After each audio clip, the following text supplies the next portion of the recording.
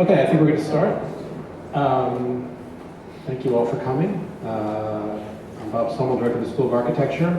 We welcome you, especially at this busy time of the year. I'm just going to make a couple of introductions. I'm going to turn my back to you and sit that way, so please excuse my rudeness.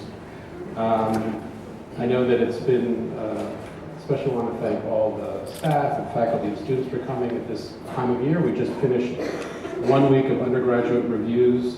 We have a week of graduate reviews next week, and a week from today, to which you're all invited, will be our year-end show, Friday from 5 to 7:30.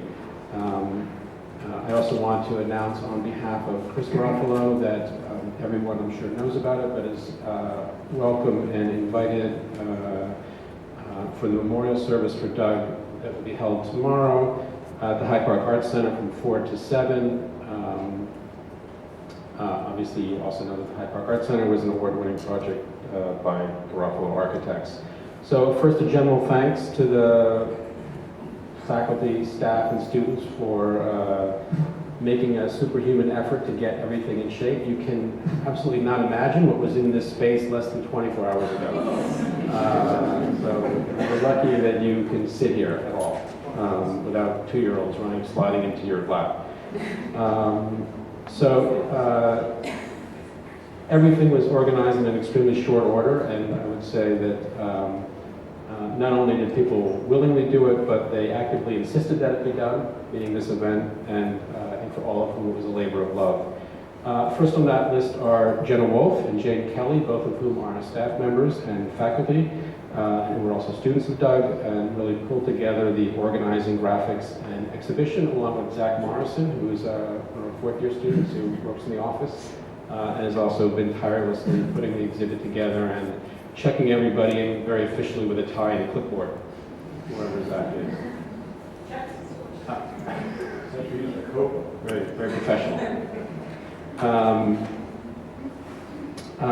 Also, I want to thank Brent Gibson, faculty member and former architect at Garofalo Architects, who very quickly worked with Chris in order to get all the images for the show downloaded off drives that were difficult to find. And so thank Brent and Chris for getting the exhibit, the material for the exhibit that was put together that looks fantastic. So thank you for those efforts. And finally, Lauren Van Dam, our assistant director, who is really the one who makes all arrangements in the school, oversees every part of the operation, manages it all the way down to wiping off chairs and cleaning up spots on the floor. Also thank you, Lauren. I want to extend special thanks to Judith Kirshner, Dean of the College of Architecture and the Arts, who's been a longtime patron, supporter, sponsor, and fan of Doug's work, who oversaw as Dean his promotion and appointment as interim director.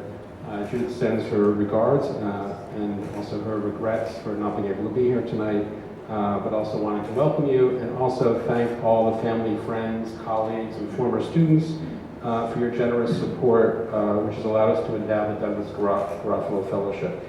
The idea of the fellowship is to support a young architect or a recent graduate to spend a year at the school developing their research agenda and teaching profile. So next year we will search for the first Garofalo Fellow so that they would be in place for the academic year 2013-14. So we thank all of you who contributed to that, and also encourage you to help get the word out to others who would like to recognize Doug's legacy at the school and in Chicago by helping to support that fellowship. Last but not least, I want to thank our 3 panelists for the evening: Mark Linder, Associate Professor at Syracuse University, Ed Mitchell, Professor at Yale University and Principal of Edward Mitchell Architects, along with Doug, and kind of developing agendas really that work off of that work, and that I think all of their work and all of our work benefits from those legacies. And so we have a kind of sense about how one might continue that genealogy, both to look at it maybe for the first time, even if it's somewhat anecdotal and of a personal nature, but to see how the lines of its significance and extension can happen in the future. And I think that that's really what we want future symposia like this to do when we start to bring on our own Garofalo Fellows in the future. So with that, maybe I should probably just say for some of you, obviously there are many of you intimate with the work. There are some new students and faculty maybe who are less aware of Doug's biography, so I might just recount a couple of facts just to situate it. Again, I claim to be no historian. I'm only interested in what I'm interested in. I guess the one thing I should say is that the event really is not meant to be the end, although in a certain sense this is the coming to the end of our first year without Doug at the school. And I think that there needed to be a recognition about that, but also again to try to think about how we extend this legacy and continue. And I would have to say that looking at the work from this year, that Doug's hand in all of the studio work is incredibly visible. So in a certain sense, he's been no more present than he's been present this year in terms of the kinds of work happening in the school. At least that would be my sense of what's been happening last week and I think next week. So just to lay out a little bit of Doug's background, again, not to rehearse too much of it, but Doug received his Bachelor of Architecture from University of Notre Dame, which was not then what it is now. So you should not imagine Doug had gone through some amazing transformation. Though he did go to Yale, so he did have a transformation there. After receiving his BArch, Doug went to practice on the West Coast in Seattle for a couple of years, came back to Chicago for a couple more years, including working as a project architect at Sullivan Corbell Benz. During that time, he received his license. Then he decided to go on Yale for a post-professional degree, so that was 85 to 87. So again, how to situate that time, that moment of going back to professional school. Doug always said that you could do the program in 1 year, but he insisted on taking 2 to do it because he thought that 1 year wasn't enough time. It's a kind of attitude you don't get anymore. People say, how soon can I get done and can I get my degree? But Doug insisted on doing 2 years instead of 1. After that, he won the SOM prize and traveled through India and Southeast Asia. And then returned to Chicago, where he immediately set up his own office and also started teaching at UIC. So really since 88,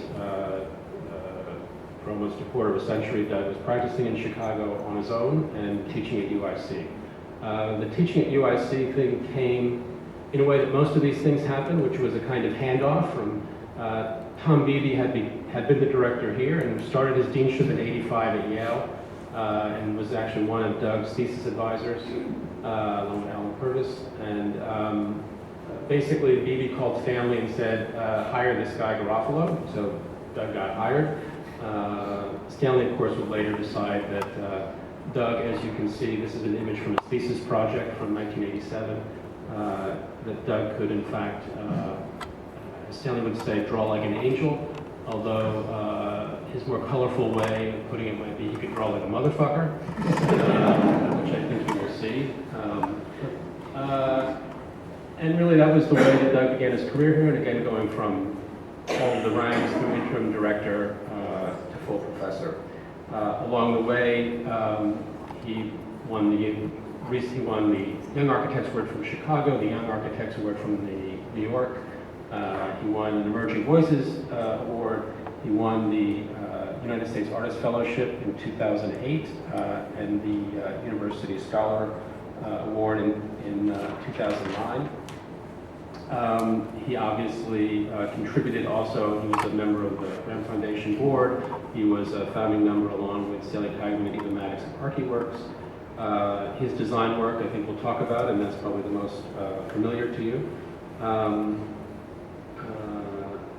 And I think many of you have personally experienced Doug's teaching effectiveness and inspiration. I really have no agenda for this evening other than having friends and colleagues talk about some. My only request was to take a project or 2 projects or a theme in Doug's work and kind of extrapolate it in terms of where we're at now, where we were. I have nothing personally to add to that story. I did want to show Doug's thesis project, both because it demonstrates Stanley's colorful and less colorful way of describing Doug's talents. Doug, could do anything in Doug's hand, whether it was a watercolor brush, a pen, a pencil, an X-Acto blade, was fluent to watch. Doug obviously was also read widely, traveled widely, and listened widely. And I think that also indicates the kinds of influences that came into the work, although there was always a steady core of Dougness that, despite all the technical changes, all the collaborations, that 20-year period, there are things that are always recognizable. In a large library that we all borrow books from frequently, I think among the half dozen that probably read the most and the most posted in were from Roland Barthes, particularly Empire of Science, but Foucault, Ballard, Calvino, Breton, Borges, Calois, Bachelard. There's a certain set of references I think that Doug stayed with Doug for most of his career. He probably distilled his library for those 12. Personally, I took Mask of Medusa from him for 16 years. And only when I came back to Chicago did I see it on my shelf and I go, oh yeah, I forgot to return that. But I think that what's interesting, this is another image from Doug's thesis project. I guess one question really to maybe end the discussion with after the presentations is my interest in sort of identifying a particular generation of architect, and talked about this before, but there's I think the period from Doug's time at Yale until the Great Presbyterian Church collaboration with Greg Lane and Michael McIntyre, let's say the period from 86-ish to 95-ish, is an incredibly interesting period in American architecture, or in architecture internationally. I would say it's the shortest amount of time ago that feels like the longest away. It'd be hard for us to go back a shorter amount of time. It feels like you're in an entirely other epoch. It's at the end or after postmodernism, but really before what you come to call the digital. And I think that the formation of architects at that period was, no one really knew what they were supposed to do.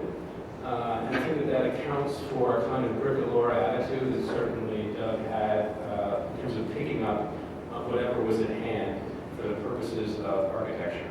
And in some sense, the computer was just something else to pick up along that way, and he used it like a bricoleur. And so I think one thing to sort out in a way is the cliched headline of Doug as being the digital architect, or that this is his big claim to fame in a certain way. For sure, Doug brought experimental work to the city and experimental techniques, and his collaborations and his own work were in the digital realm are certainly part of it, although today everybody uses the computer, so there's nothing special about it. In fact, some of the worst stuff practiced in architecture today is done by the same means, so it's hardly a credit to someone saying they're a digital architect. That's just saying, like, they breathe air.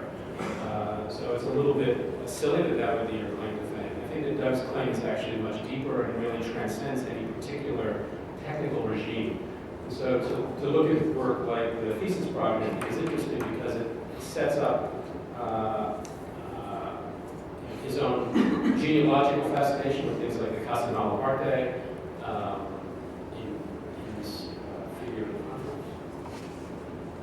This is the model. That was big on home silk models that weighed 3,000 pounds.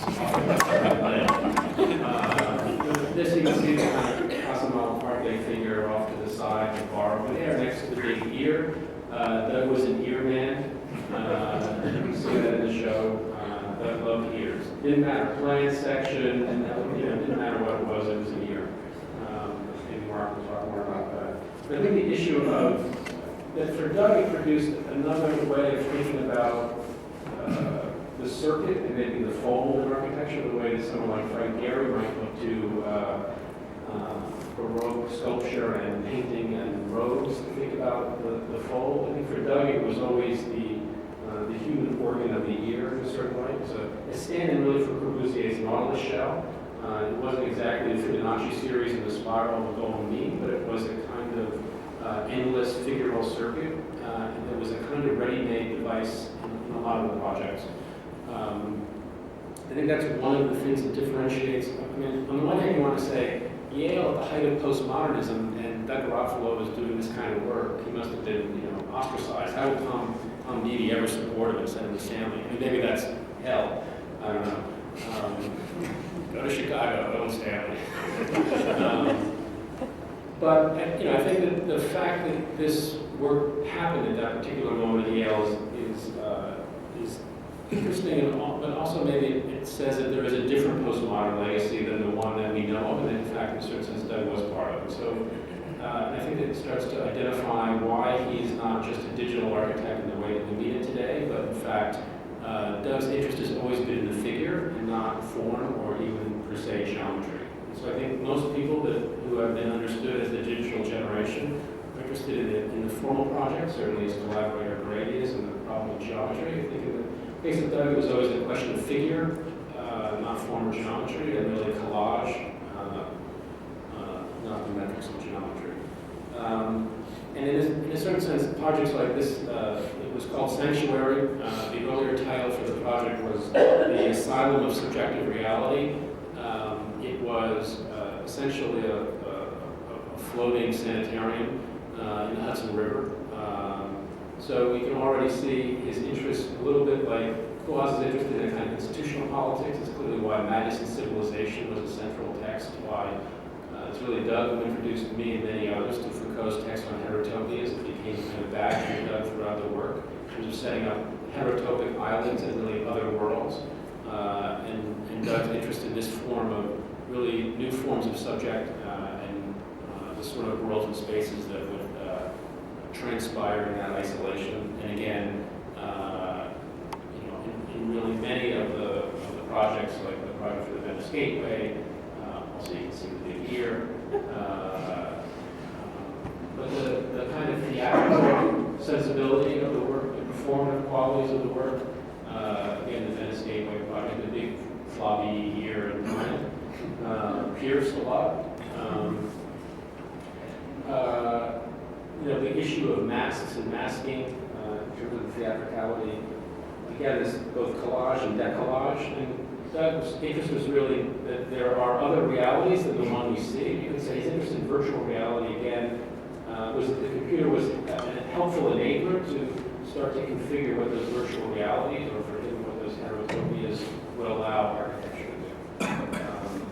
And in the thesis project, I think as well, you can see that genealogy just not Ameris Bonaparte, but also Corbusier, Hayek, Rossi, which are the clear sources for Doug's work, and that the same figures really continue on through all of the post-digital work. In a certain sense, the issue of figuration stays consistent despite technique or technology. And you could say in a certain sense that when he located in the Hudson River in the thesis project, he found in the Chicago suburb for a series of his own house projects and house additions, and also the studios that he ran. One was called the 708 Studio. To think about the suburb a little bit like Ballard as a kind of petting zoo of perverse behaviors. The suburb really was also its own kind of heterotopia for Doug. And I think Doug's embrace of that sort of everyday context and his ability to enhance it, synthesize it, and transport it into architecture. In any case, that's where this ends, and I think we're going to turn over to Mark. So I think what we'll do is the three talks and then have a kind of general discussion. Thanks, Bob. Thanks for inviting me. It's really a weird kind of homecoming, and in a lot of ways it was hard to get started on this because it all seemed so personal, going back to Yale and a friend who I regret not staying as close a friend towards the end as we were at the beginning of our friendship. So maybe this makes up for it, hopefully, at some point. I think the things you talked about really set up the kind of things I want to talk about. And I guess I'd go one, I don't know if it's a step beyond, but a step sideways from talking about figures to talk about images. And what I started to realize as I was putting together the slides and trying to figure out what to say is that Doug was really an architect of images, that he really thought in images, and he was facile and incredibly intelligent in his ability to combine and interweave certain kinds of images. And there are certain images that persist in his work, and it was kind of a discovery to see images of these very early projects that I was lucky to work on with Doug back in about 20 years ago, to see them perpetuated in other work more recently, and even, well, I'll show you. So there's a few different things I wanted to talk about. One was what Doug's particular intelligence was, which was always kind of mysterious to me, how incredibly brilliant he was at the same time that he was incredibly opaque. I never quite knew what he was thinking. But whenever he did anything, it was brilliant. But we did this project in '91, Bob and I and Doug, called Doug, and I wanted to resuscitate it because I bet there's just a very small number of people here who are familiar with it. So in all of that is also a question of Doug's identity as an architect, and the best I could come up with is some sort of hybrid of these two characters. Kiesler, the kind of playful, curious sophisticate who was never behind the times, always timely, always trying to provoke and take on any possible idea. And on the other hand, not so much Howard Rourke, but Gary Cooper playing Howard Rourke. This guy with infinite confidence and equal amounts of innocence, but unquestioned integrity. We use a word like spine to talk about him, but on the other, unlike Kiesler's incessant timeliness, Rourke is untimely and timeless, or something like that. And Doug had this way of accepting and playing out different kinds of roles that was incredibly fluid, and at the same time that you always knew where he stood on any particular issue. And I think his collaboration with Chris is another example of a lifelong collaboration where you can't see either's work without the other. So Doug was always open, but he wasn't, I wouldn't say he was malleable. I'm going to give him this label. I'm going to say he had a capacious capacity for the combinative. And that it happened through a kind of imaging. And that capacious capacity was in evidence in this show that Stanley Tigerman put together, I think in '95 or something like that, called 10 Untenured Faculty, '93. And you see Doug had the spot up there. Is there a... Yes, somewhere on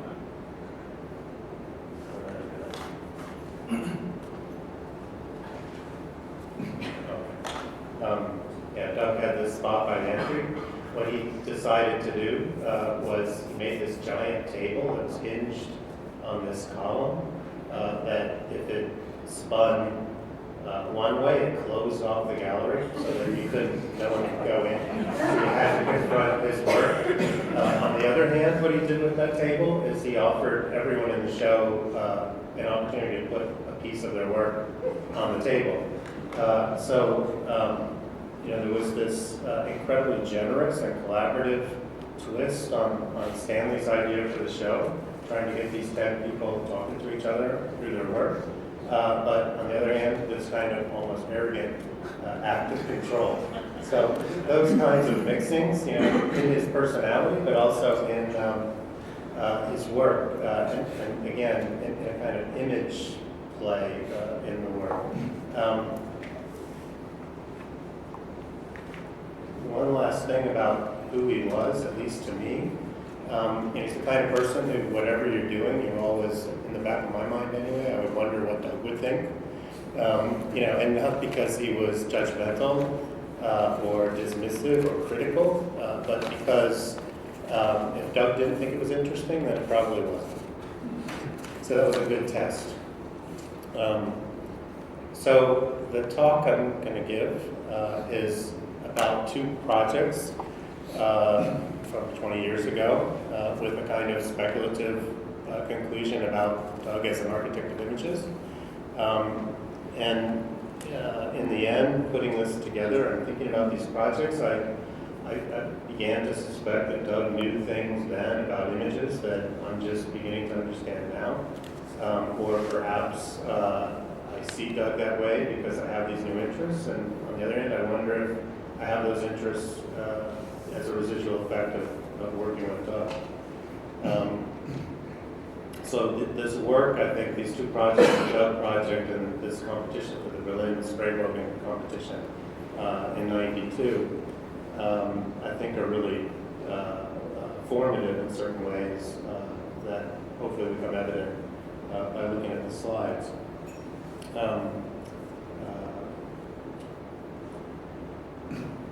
So this first one here, Doug, was this three-person collaboration in the early days when Doug was just establishing his office in Chicago. But as Bob was laying out in this kind of curious moment of the waning years of critical theory's go-go days, and it was a kind of the project was a kind of tentative effort in a late post-structuralist manner at something like what we now think of as post-critical or projective practice. Just a year or two before initiatives like Columbia's Paperless Studio or SML-XL were launched. So Doug was still very much a craft operation. And you'll notice in the various things that I'll show in this book that we made that Doug used a typewriter to apply text to the pages. Bob used a dot matrix printer, which is an incredible but what we were focused on was a kind of subversion or involution of certain kinds of formalisms that were at that point tied to understandings of collage and figure ground, as well as trying to escape from the kind of everything as a text logic of the 1980s. We had these kind of catchphrases like theoretical thinness and textual thickness and recurrence, assembled incommensurable, seamless ambiguities, planned risk, unstable structure, ligature, and so on. So the story of the project, I don't remember, Bob maybe does, how we decided to do it, but somehow I was assigned to start, to make the first move, and I found this page that was cut out of an 18th century Swedish catalog of scientific instruments that was in a bin of scraps in a shop near the British Museum. And the page had these etchings of retorts, which are these beakers that are used, glass beakers used for distilling essences. And I wrote a little on it, and used wine bottles on it as a kind of subversion. That's one of them there on the right, of the retort, the idea of essences. And I thought I had made this wonderful little conceptual piece that Doug would respond to with his own piece, but instead what he did is he took out his X-Acto knife and cut it into pieces and reassembled it. So with that, he simultaneously continued, but also completely reunited the project, and sent it in a whole new direction. So like the table, it was a kind of aggressive act, but also a kind of gesture of trust. At the time, Doug, I remember, was reading this book, this Derrida book, The Year of the Other, so Bob's entirely correct. It's this Derrida lecture on autobiography, but then it also has responses from like 6 or 8 different scholars, and then Derrida responds to each of them, and then they have this roundtable on translation. So it's in a way a kind of model for the sort of patient collaboration that we were hoping for in the kind of discourse we were aiming for with Doug. On the other hand, going back and reading the book the other day, it's hard to believe we actually read these things.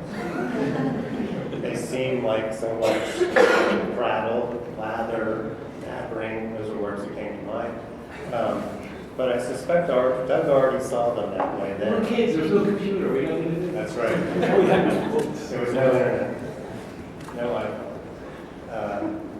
And Doug already saw it as that and selected passages and typed them on the Doug book and turned them into kind of moments of aphoristic density and clarity.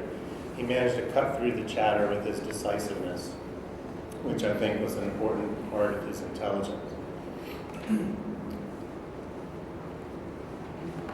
So I'll just show you a whole bunch of these, about 2/3 of all of the pages that we made.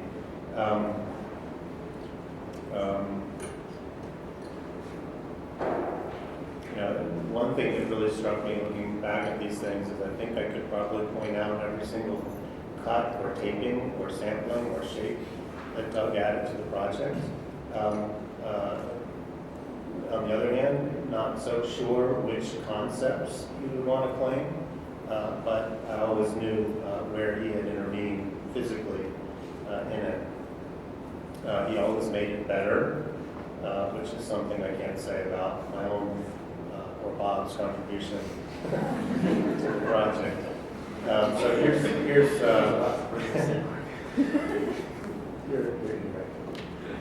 here's a whole bunch of these pages, and I think the fact that they're being projected digitally makes them even more what they were intended to be. This kind of seamless surface, absolute exchangeability between all the different pieces, the kinds of translucencies and transparencies and figurations and image exchange.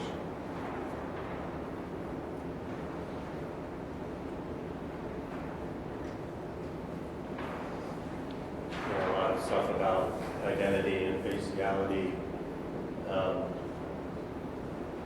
text and image. There's Doug's thesis appearing about halfway through the project on the left, in the pink page.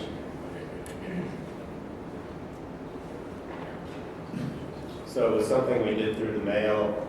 I would send it to Doug, I would send it to Bob, Bob would send it to me. And I don't know how many cycles we did, maybe 8, something like that. Mail. Yeah, physically in the mail. They had a horse that would take the bag house to house. We also made this video, which tried to take up some of these similar games. It was, you can see on the upper left this video of a hand in front of an old black and white TV. Again, this kind of craft operation. Then the video, and we would show the video, make a video of the video with our hands in front of the TV and so on, going on and on with different kinds of TV programs. In the bottom left, there happened to be a TV show, How to Lay Tile, on one of those home building programs. So we got involved in that. There was also driving around Atlanta a little bit. There's Doug up on the right, and here I'm sure he was in charge of the video camera at that point. Yeah, it's hard to say. And then the final phase of the project was this stationery that we sent around to, in large collaboration, sent around to maybe 100 people around the world. Got 5 sheets of the stationery. They were supposed to dub it based on some very elaborate instructions that we had concocted, and then send it on as a chain letter to others. And I believe all this stuff is in a drawer, in a flat file, in Doug's studio to this day, although I haven't looked at it for 20 years or 18 years or something like that. Brett's holding it as blackmail. He didn't do it. This was part of making the stationery. I skipped it. just a close-up of what kind of logic of the building is. And then in the following year, trying to extend some of that, some of those very same kind of post-collage ideas of the ligature and figure and the year to this Berlin project where the brief, the competition brief was of course right after the fall of the wall, and the competition brief was all about reintegrating and solving the problem of the divide of East and West Berlin and East and West Germany, and the project really was an attempt to not succumb to that, to kind of evade that call for resolution.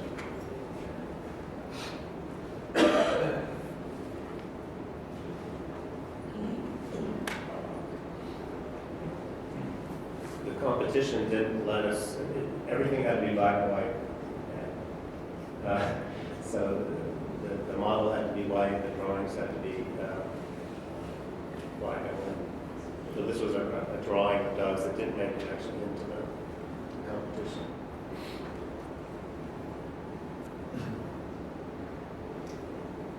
But again, trying to carry through this notion of practice and exchange of images and shapes and so on. Back then. One thing you didn't mention, Bob, you had that incredible box of French curves, that were everything from 5 feet. Those incredible collection of French curves.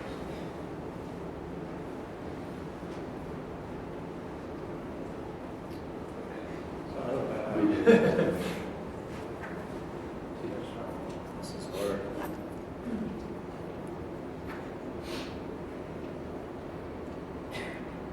How do I click it?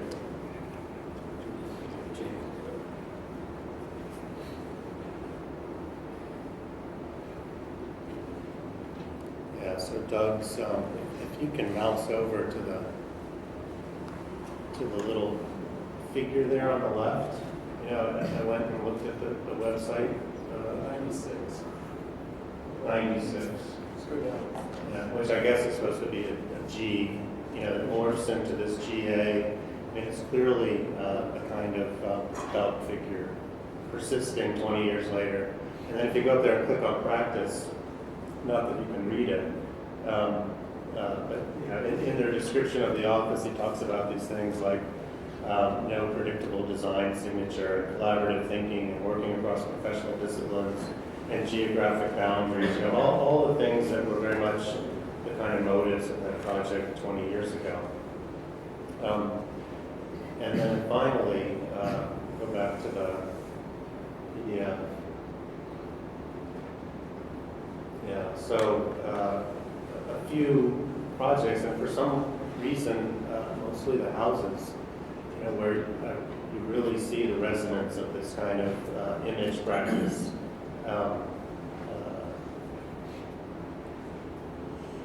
This kind of floppy, again, maybe in here, but maybe some sort of an image of architecture floating through the kind of dove-like recombination in these houses of the new construction practices with the vernacular or builder house, or all of these projects where there's this very explicit kind of working with seams and doubles and pairings and trying to make them fluidly exchange with one another, a kind of obsession in these residential projects. Especially here, again, when I think of that as an image, I think, it's clear that that kind of dove figure of the ligature or the flipped G and B is still there in a project like this. So just to finish and make a few claims about this notion of working with making an architecture of images, I think being able to read these things relative to one another is not really difficult at all. And that a big part of this intelligence was this acute understanding of architecture as a kind of image. And, I don't go into it a whole lot, but, I'm thinking of some things I've been reading lately. This neuroscientist, Antonio Damasio, who's theorized consciousness as an effect of the brain's conversion of neural networks into maps, and those maps into images. So there's this direct relation between networks in the brain and imaging as the actual stuff of thought. And it seems to me that's an easy way to understand how Doug's mind worked. I think I'll leave off the rest part, but that's Doug as I piece it together.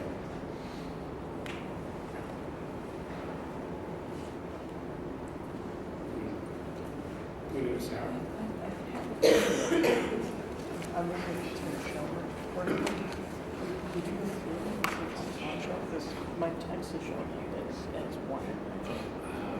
And so, because it's supposed to be platform, so I wonder if we should set up this with my file. Is this your laptop? Yeah.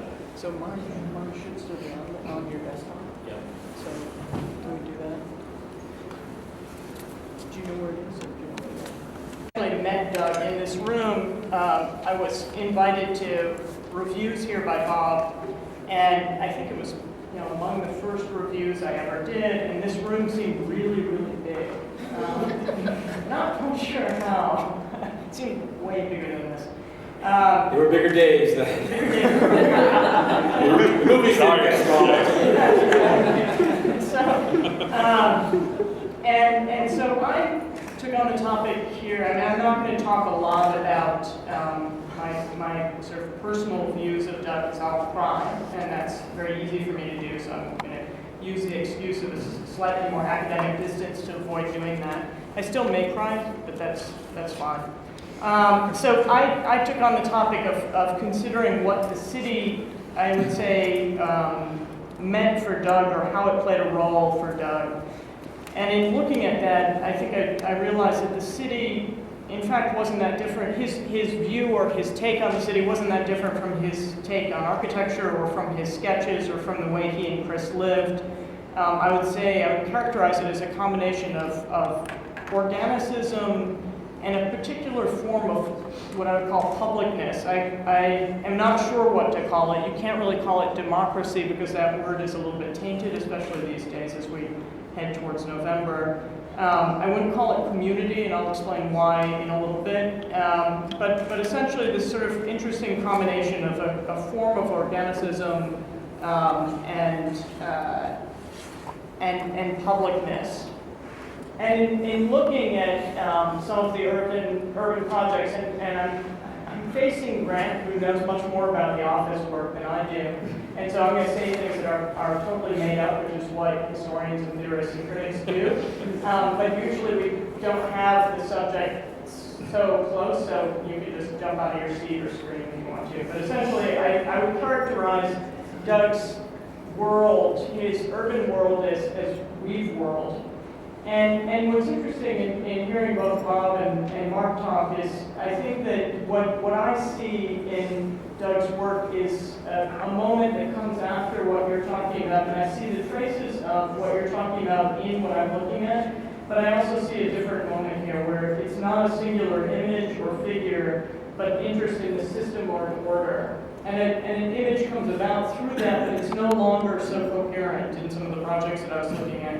I'm focusing mainly on one project, but I'll show you a couple others. So this sort of weave world, as Doug writes in the little MCA book, and that's a project I'm going to be talking about mostly, he writes, at the urban scale, weaving suggests stitching the detached institution. Here he's talking about the MCA here, Clive building that scars Chicago, into the fabric of the city. So stitching it into the fabric, stitching an institution into the fabric of the city. So sort of a reverse intention to not the institution as a form of heterotopia, but how do you sort of bring that shit back in to the city and stitch it back in?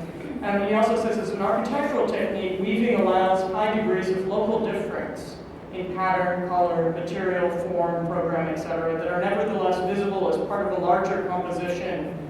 So it includes hierarchy and geometry, but also tactility and detail. And I think, in other words, in a funny way, his attention to the notion of weaving, which is, let's say, maybe a somewhat more ordered form of collage, after what Mark showed, gives him the ability to have an order and a pattern, but also this tactility that I think you saw already in his thesis and in the other projects. And so in short, the idea of the weave, or the city of the weave, is at once singular and autonomous, but also contextual and continuous. And I think that for me is really sort of characterizes it. So that's sort of everything, but I'll go through the slides anyway. So here you see the weave in the MCA project, and that's one that I'll talk about some more, but you can see it in almost every project. So this is the 10 Visions project that he did, the 10 Visions that Stanley brought together. The History Channel competition project. You can see this notion of a weave or a tie. Here, this is the design at the edge, the 8 R's for Roscoe Village at Janvier. And so this notion of the weave, or that pattern, again, is something, an order that's visible, but is something that allows for this differentiation. So weave world, I think, is a sort of nice way of putting it. It also allows me to say the words warp and woof out loud. And as Chris noted earlier, Doug tended to bark at any opportunity, especially when she was trying to videotape him, so maybe woof makes sense in that sense. But what is the warp and woof of all his weaving? This is the slide that I wanted to actually move and didn't, but I'll come back to this. I think that Chicago offers a deep influence on Doug's approach to the city, and that notion of the weave already. You can see that in the grid of Chicago, which Doug paid a lot of attention to and understood as coming from the Jeffersonian grid, so an agricultural grid that was broken down and hence had this sort of combination of scales that creates a kind of tartan clad as opposed to the checkerboard grid of Manhattan. So that allows for these different scales to be at play. So again, a sort of woven grid. That's something that I've looked at and been interested in and talked about with Doug about the fact that Mies, who portrayed the city as an organism or a figure of organic unity, you can see the IIT as an urban plan that essentially creates this form of organic order in the city that I refer to as a bas-relief urbanism, or something where you have, again, a kind of weaving happening through different scales that ignore at times the scale of the straight grid of the city to create sort of different superimposed orders that acknowledge that grid or that order and allow for other orders to come out at the same time. I think that there are other examples in Chicago that do this. I think inland steel, you get the core of the elevator, which pins the building to its site, but then the block of the building being kind of leaky with the columns being outside, but also the lobby space allowing for this leakiness along with the reflectivity.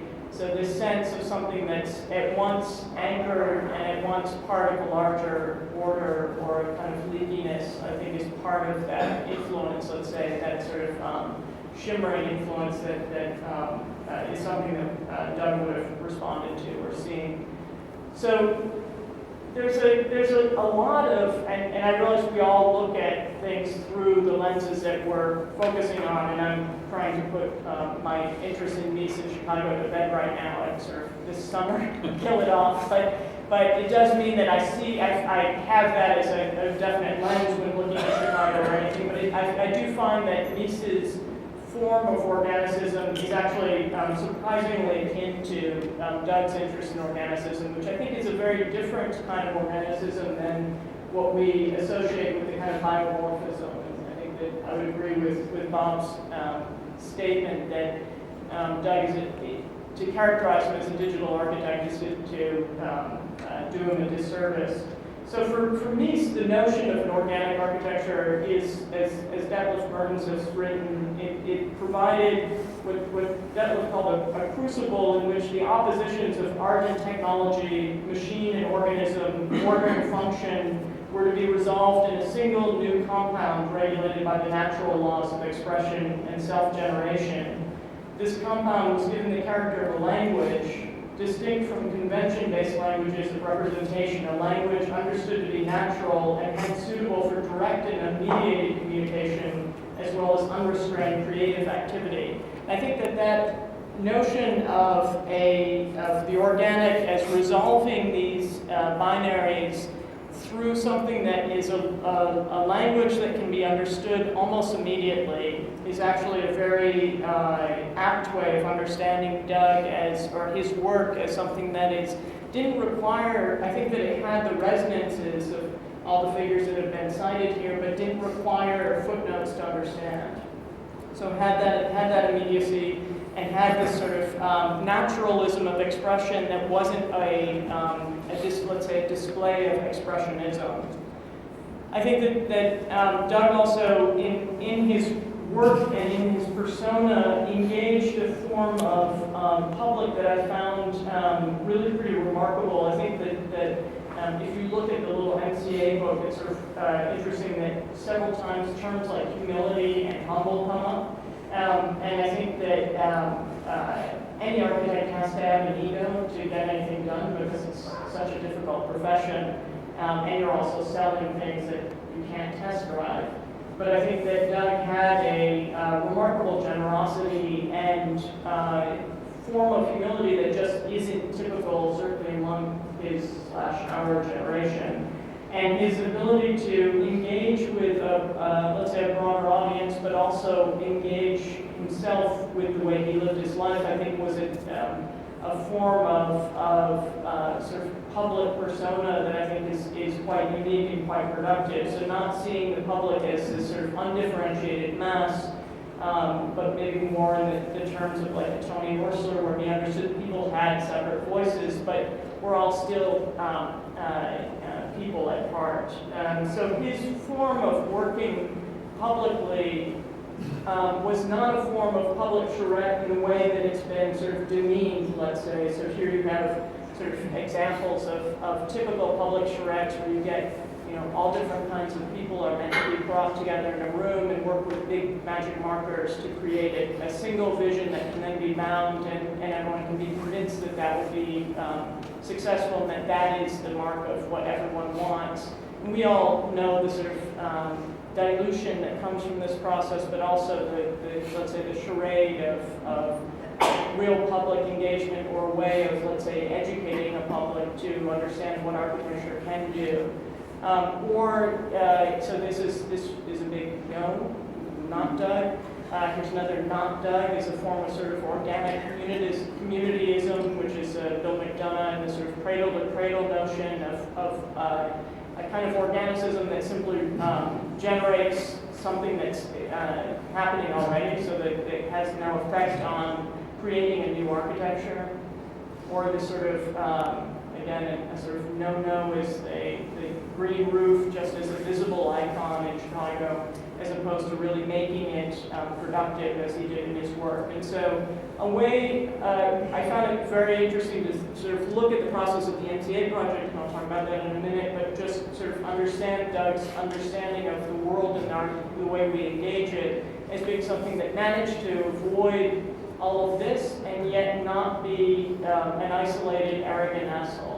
And that's sort of a really sort of very difficult line to toe, and I'm still not quite sure how we did it.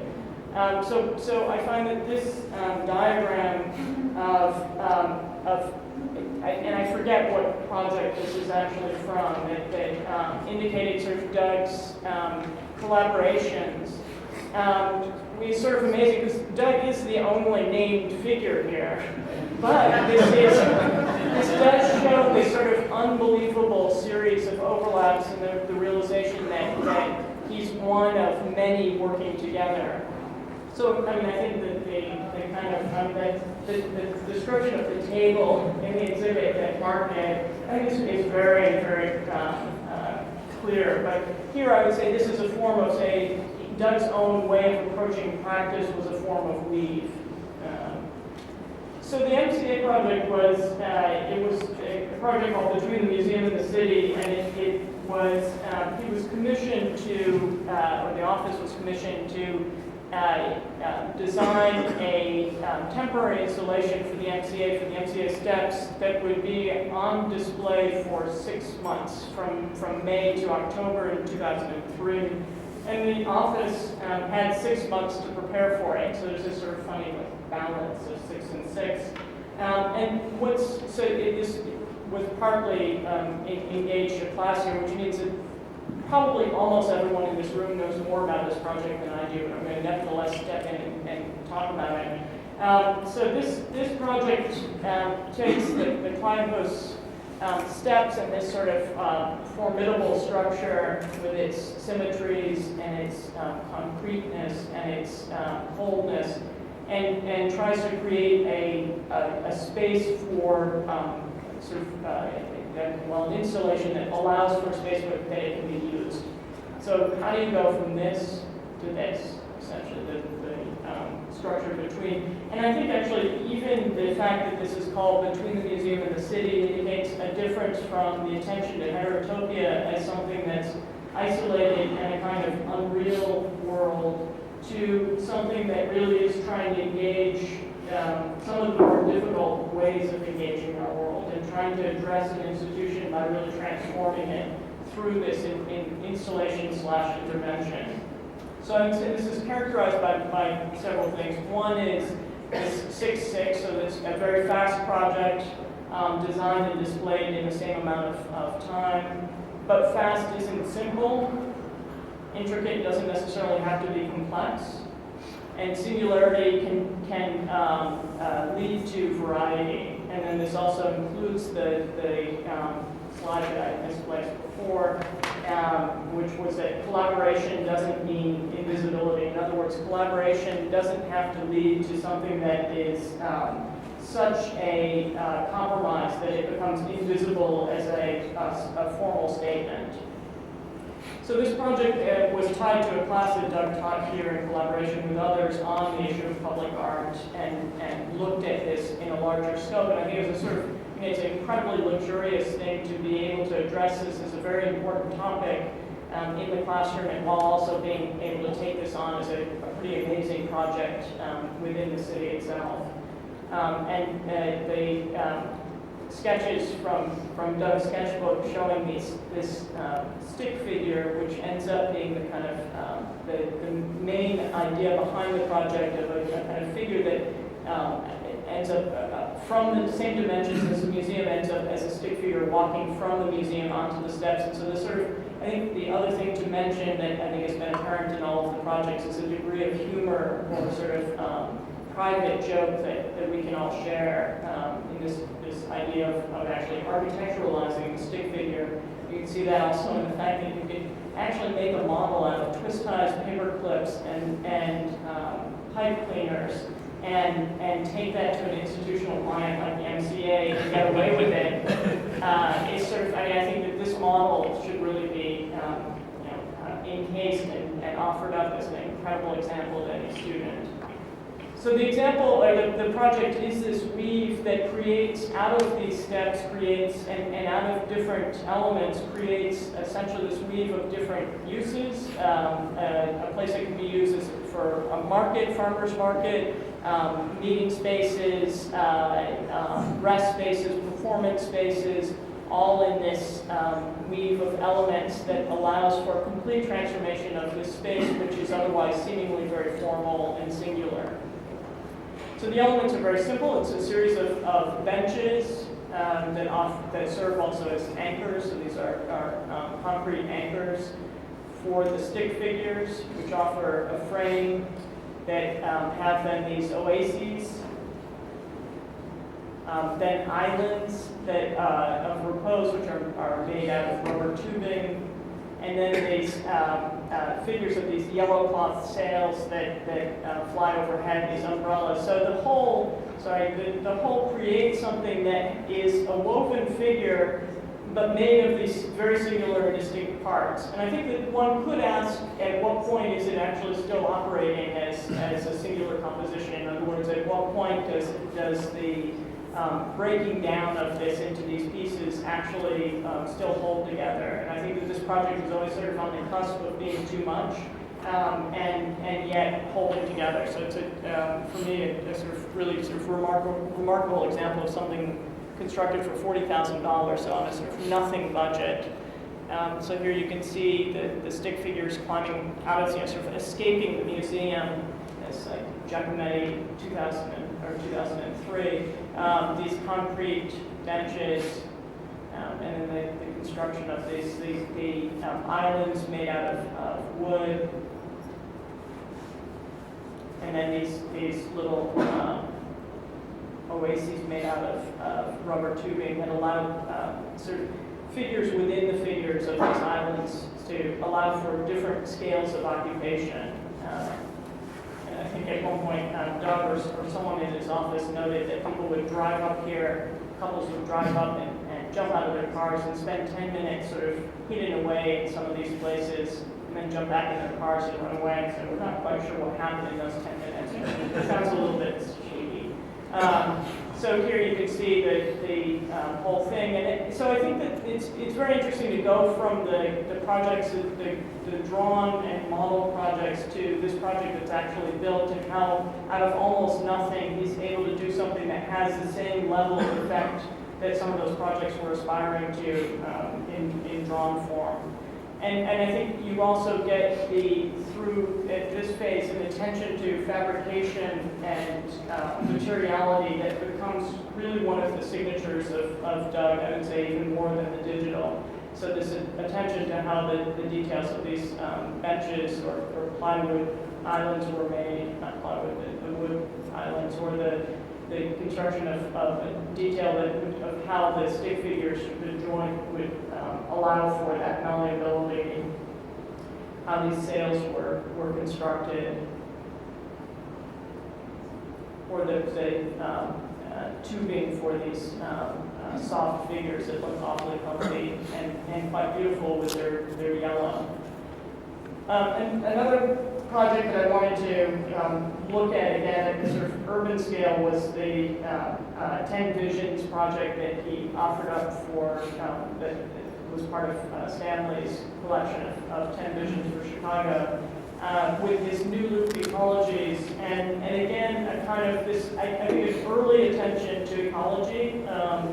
Mosen would have hired him at Harvard if he could have. I think Doug was way ahead of the curve when it came to the idea of ecology.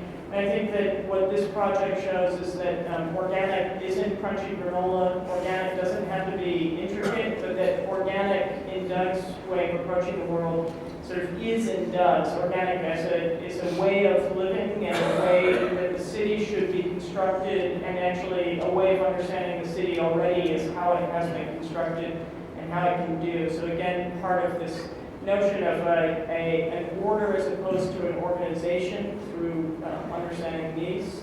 But this form of a sort of urban organicism that comes through this project of seeing the whole city as an organism that just has to be put in balance through making some of the things work better in terms of how different pieces can engage each other. So the idea of taking the loop, the L of the loop, and turning it into a whole productive landscape by enveloping it in another layer of landscape that would sort of offer this covering of it and create different productive farms. So understanding this already as being an organism that defines the city, but then making it even more productive. And then again, the humor, sort of, the idea of what it would be like to be hanging out down here at some coffee stand and seeing someone swimming above, and these typical unbelievable Doug drawings. But how this system would essentially take Bill Cronin's argument of Chicago being a nexus of the regional economies of this area, of wood, of meat. What's the third? Sorry, wheat.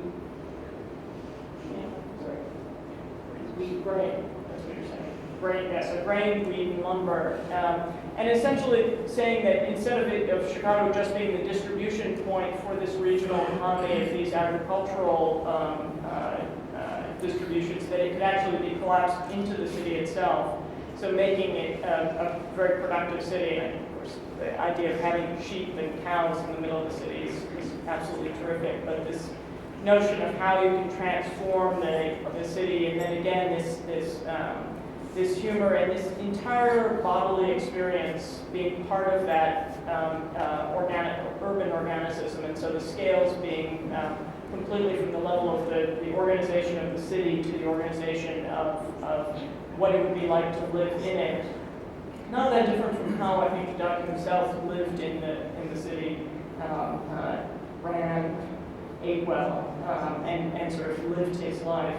But the idea of this larger network of understanding this larger economy or environment, the way that these layers build onto each other to create a working system, I think is an intelligence and a kind of absolute weave world that makes a lot of sense, even if it seems completely excessive on the one hand. And so that sort of possibility of something that seems now, let's say, almost more urgent, and yet done with such a sort of light touch, always amazes me.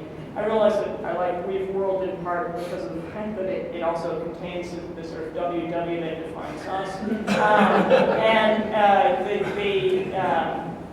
There's a slide that dropped out of our logo of having yellow, so I think maybe that's part of what interests me with the MCA. But I think that the fact is that we had such a resonance with Doug, with our own interest in singularity and difference, or formal engagement, or the convening of multiple publics through systems that allow for a reading of something that is at once autonomous and contextual. And so I think that's part of why we so liked engaging Doug in conversation about what he's doing, what we were doing, and why he was always a good audience. We wanted to bring him down to Houston. Clearly, he would have fit right in. And so I find it very sad not to be able to, I swear I will lose it. I thought I shouldn't show a photo of him. Exactly. So to just the fact of someone being sort of at once having an understanding of the city, but I think another slide that dropped out for me here was him looking at a horse's ass at the state fair, and the weaving of the tail of the horse's derriere into sort of clearly something that he was fixated on. But if we sort of just zoom to understand sort of the city as he understood it in a way that I think was pretty unique. So I'll stop there before I cry.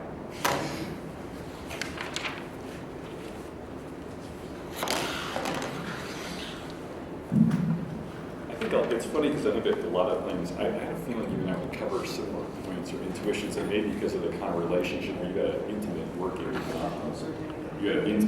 on, where I nearly collaborated with him several times.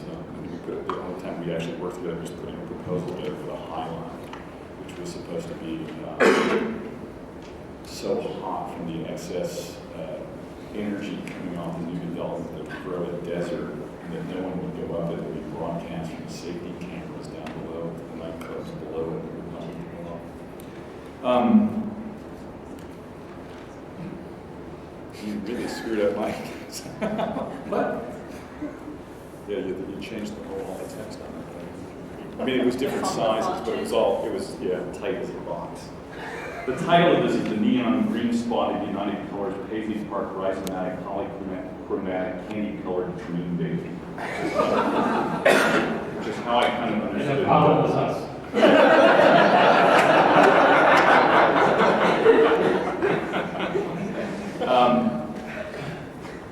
Doug always struck me as an incredibly intuitive designer, as everybody said, and although he had the intellect, one that didn't really theorize his work, but used theory as a means of situating, if not his project itself, in the milieu and the constituency in which he operated, which included all of us.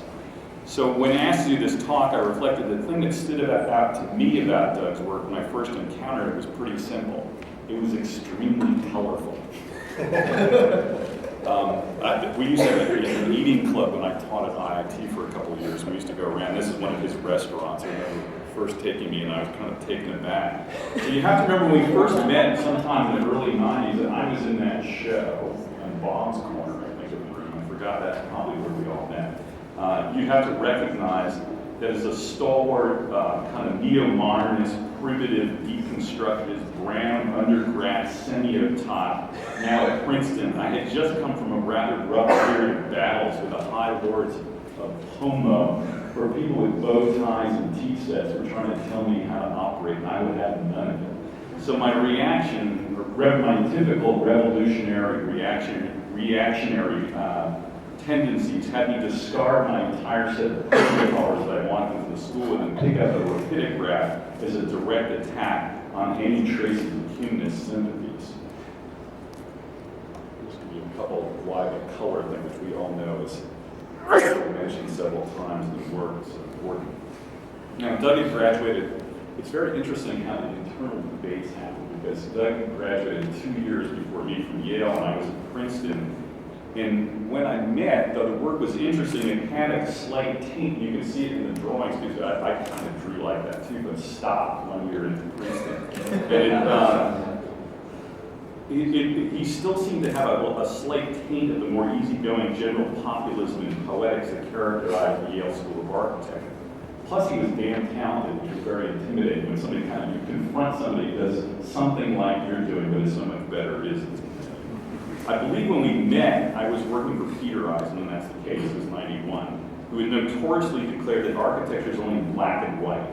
And Eisenman, at that same time, was flirting with Johnny Bottomow's notion of weak form, and he had translated this idea of weak color exemplified in the DAP building in Cincinnati, which was an experiment that some might conclude that proved that Eisenman was better off having his buildings remain white rather than dip into the paint pots to further color the post-structuralist attack. I bring up Yale for obvious reasons. Having taught there for 15 years and knowing that in my first years of the school, Doug remained a kind of legendary figure. I actually run that post-pro program. It's now 2 years ago. I guess that set some kind of agenda that has been carried on. Most would say that it was the best post-pro to come out of the program. Now I realize there's probably a few in the audience, so I shouldn't say that, but we knew him, so that's what we thought. So color was never out at Yale, even if the formerly orange carpets were then a dull brown.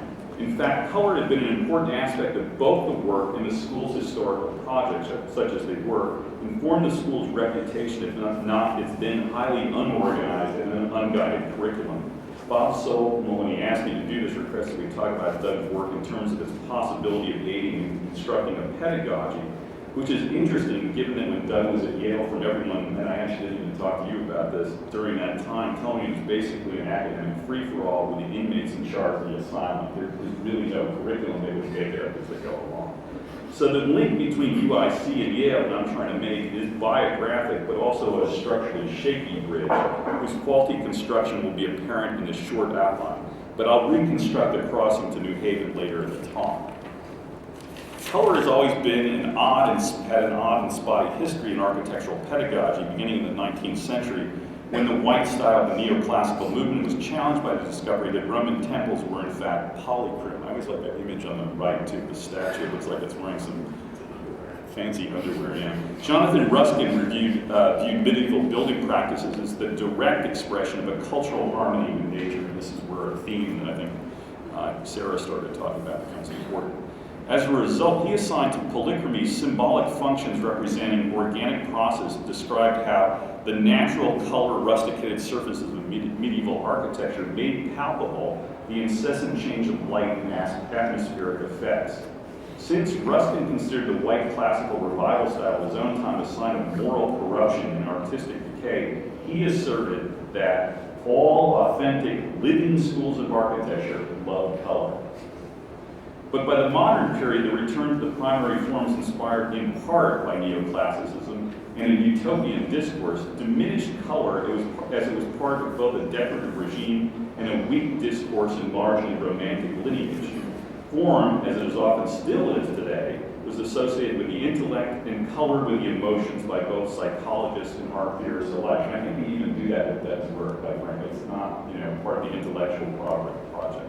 However, color did play a role in the general pedagogy of modern design schools, as we all know. Joseph Itten, for example, who taught the core course at the Bauhaus from 1919 to 1922, reformed Kandinsky's earlier and much more subjective theory of color. Itten used scientific principles derived from the work of Michel-Eugène Chavreau, a French chemist, who had developed his research as the director of the dye works at the Gobelins manufacturing in Paris. Sorry, if you know, he received complaints about dyes, was involved in weaving, and the basic problem is that blacks would appear very different when used next to blues. And he determined that yarn's perceived color was influenced by other surrounding yarns, a concept known as simultaneous contrast. And eventually, those principles came to inform the work of there's Chavreau. I had to put him up, it looks like my grandfather. But it came to influence how painting was done as a sort of scientific principle, both in Morphism and obviously Impressionism, where you're getting the blending of colors.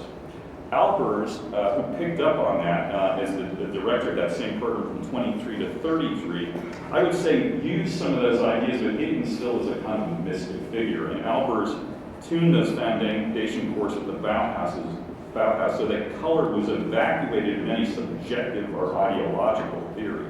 Color was situational, I would say, determined not by the inherent principle of any individual color, but its relationship with other colors in a composition, and also subject to dynamic optical effects. You probably know, I think the one on the right, which won't work in this kind of light, if you look to the side, you'll see an impression, I think, in right at the dots afterwards.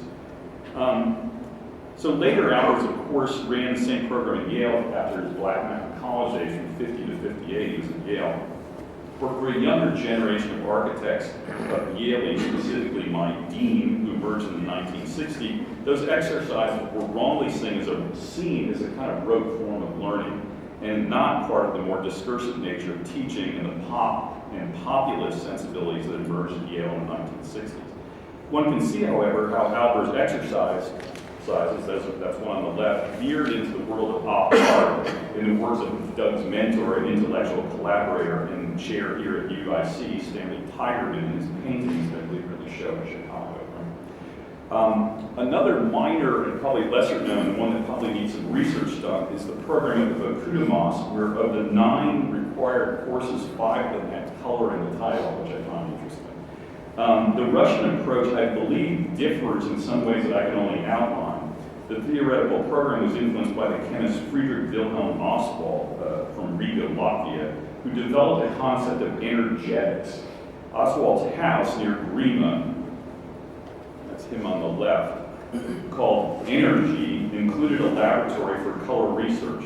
And he published an Atlas of Color in 1917 and another one in Color Standards in 1920, and something like about 3 or 4 other books on color. Oswald chose his color scales in accord with the characteristics of human perception. That is, they were logarithmically graded, and he was able to construct harmonies as in music. As a side note, energetics subsequently, I read, influenced the thinking of the Russian Marxist Alexander Bogdanov, who expanded on the idea of color as the product of vibrations to eventually develop a theory of organization based on parallel principles of a new universal science that he called techtology. And I encourage somebody to kind of point at that. That's more.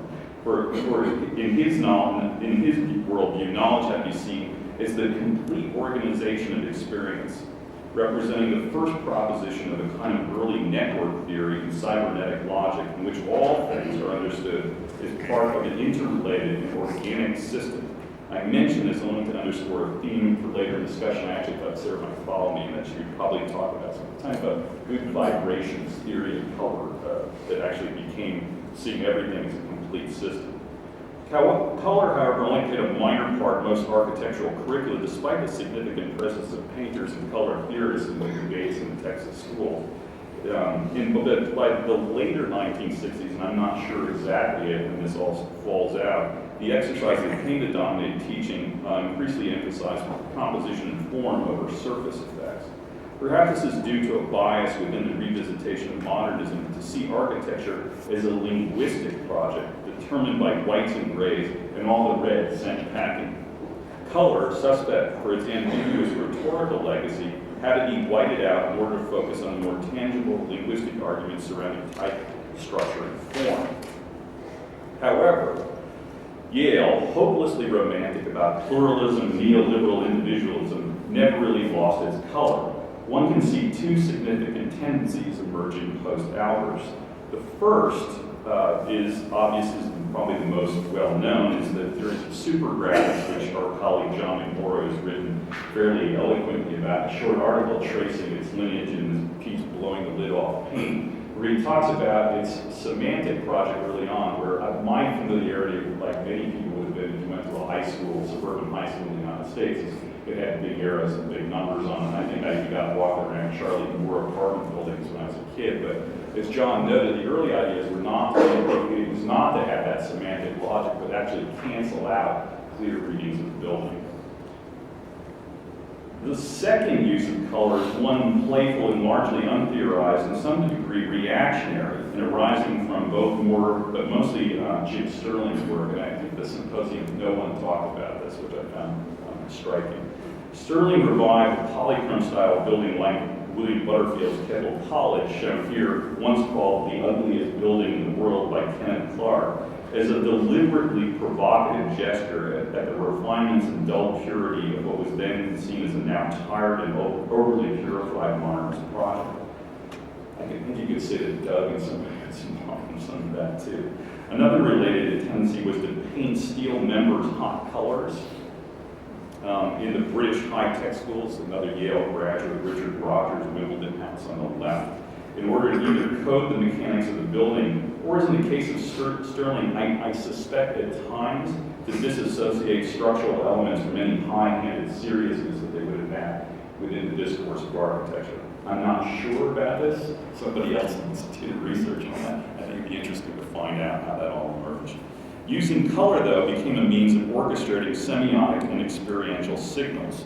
For instance, in Sterling's Neues Staatsgalerie, for instance, the partie, which sets up a very classical expectation of movement, is completely denied in the building, and then the colored elements, those colored steel elements, become the signals about how you're going to have to move around. So to get the architectural promenade clear, that becomes the guiding force. You move towards color rather than move through the structure of the building. So color then could be something that could do two things. It could clarify a partie, which I think it happens a lot in Doug's work, but it can also cancel and obscure the clear reading of signs and form within architecture. Though Doug was neither a Sterling nor a Moore student, these two uses of color are quite obvious in some of the works. First, the more easy one to recognize is the kind of badge of pop inclusiveness that he uses with super graphics and color applied to surfaces, demonstrated here at Hyde Park Art Center, and then again in the Olympic bid, and you start to see this more in the public work, that the graphic images get broadcast across these large surfaces as a way of animating them. The second aspect is when I talk about Sterling, that kind of semantic project, is I think there quite often, and I don't know, you would know, Mark probably know better, or people in the office, how much that was a part of the discussions, the kind of finer grained discussions of the work, is that idea of erasing the semantic sign of form through color. And I'm showing you the camouflage house. I don't have that colored model shots. It only appeared in assemblage in black and white, which is kind of interesting. And in that article, the editors, and I'm not sure who the editors who wrote the thing was before you were involved in it, but it was other, it was Anna or somebody else. It had a pretty subtle span, probably supported the project, but there's a subtle attack about the project at the same time. Namely that Doug's kind of facile ability to manipulate form was becoming suspect at this point. That, as I remember when I was in school, everybody was going to a much more minimal, formal palette, doing black and white drawings, et cetera, et cetera. And so this thing seemed to be still lodged in a faith that architectural form was significant and important, even though the building was trying to, in some ways, tear apart and fragment the suburban house. so that the color then masquerade, the article said, a kind of belief in power of the building and try to erase that or obliterate form through color as a tactical operation. It's interesting, as everyone said, is that Doug, who engaged in those kind of discussions, is much more optimistic, I think, always about the power of form and architecture to deliver a kind of public project than was really the case in the high critical, which is called the high critical days of the early 90s. But despite these many possible avenues to re-examine color within theories of architecture and its indirect influence on Doug's work, I think in all likelihood it would be more accurate to say that the more direct of many intellectual influences does go back to the 19th century with his affiliation and enduring interest in Chicago architecture. In particular, I think it's fair to say that Doug saw part of his local legacy as the revival of the new organic theory espoused by both Jonathan Wellborn Root and Louis Sullivan, and Sarah said something like that as well. This I know because whenever I brought students through here to give his tours of what he called his organic histories of architecture, which were basically his favorite building in the downtown Luton Meads. Both Sullivan and Root were prominently featured in those tours, and I'd like to claim then that there's color is one of the vehicles that Doug used to redefine the Chicago organic legacy, not just as a formal problem, but also by extension his belief in the social project of the city.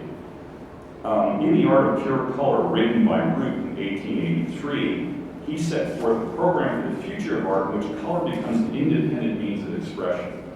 Building on Wagnerian theories of synesthesia, Root illustrated that Ruskin had failed to recognize that color was a means to express the intangible emotional essences of art. Root had argued that the visual artist, who becomes adept in color theory, optics, and psychology, could free color from illusionistic or indeed architectonic representational regimes. Like other 19th century theorists, Root explained that in the future, color would replace music as an art of pure emotion, and it might synthesize sensory responses into a comprehensive aesthetic experience. What emerged was a vision of polychromatic architecture that would bring nature into the city. So while Root's experience with polychromy were limited to small-scale interiors, it's always interesting because most of you guys in the building, and with Wright, who's the guy who kind of made it the kind of Liberace Las Vegas lounge by wrapping all the kind of colored elements, or subtly colored elements in white marble. While Root's experience with polychromy were limited to small-scale interiors, he did try to extend his Ruskinian Wagnerian discussion to large-scale construction, writing that probably no higher art exists than this, to produce in a great building that wonderful bloom of color obtained by mosaics of pure color. Small buildings, Root noted, can be rendered with a wide variety of chromatic materials arranged according to contrast, while large-scale buildings should be executed in one color arranged by gradation of tones. But he never got to really realize the experiments. The Monadic building originally was supposed to be colored mostly in black, but then gradually shifting at its base from brown to yellow as it moved up. And I'm just showing another Doug reference here too. I couldn't help myself because Greg Pasquarelli, who worked on the Korean church, has his other tie into the organic circle of Chicago too, with a still, I believe, empty apartment building downtown. Sullivan built on Root's rhetoric, believing that an absolute force, what he called infinite creative spirit, manifests itself as cosmic rhythms, generating and synthesizing the interaction between objective and subjective phenomena. You can see where that Russian experiment might have strange echoes to the same ideas 20 or 30 years later than Sullivan's discussion, but something that was kind of in the air in the early 20th century. Sullivan identified the objective with one, visible appearance in nature, and two, the logical analysis of human and natural conditions. In other words, the part of the rhetoric or form follows function. The subjective was manifest with the intangible, vital essences of reality, and emotional, spiritual responses to nature. Sullivan therefore tried to blur distinctions between the man-made, namely the building, and nature through color. And I'm glad you brought up the Nature's Metropolis, because that was the book that I had probably heard the longest discussions about that set of ideas, which I know he was extremely interested in. Consider Sullivan's transportation building, where the accounts of it say that the color combinations were determined by applying Chevreul's law of simultaneous contrast with complementary and triadic colors. The building's dominant crimson hue is composed of approximately 40 tints derived primarily from red mixed with lesser amounts of blue, yellow, orange, and dark green. Sullivan seems to have also read Ogden Root's scientific experiments with spectral refraction and solar and colored lights as opposed to the mixture of pigments, which was first attempted at the Crystal Palace, where optical mixtures of colored and natural lights produced a naturalistic atmospheric effect that awed contemporary observers. One reviewer explained that at the palace, Owen Jones had created perceptible atmosphere that seemed so natural, making it difficult to distinguish where art begins and nature finishes. The same can be said of Sullivan's color experiments in works like the Stock Exchange. These are terrible photographs of that, but the kind of color shifts in the beginning of playing with electrical light in the buildings as a means of modulating, shifting those tones.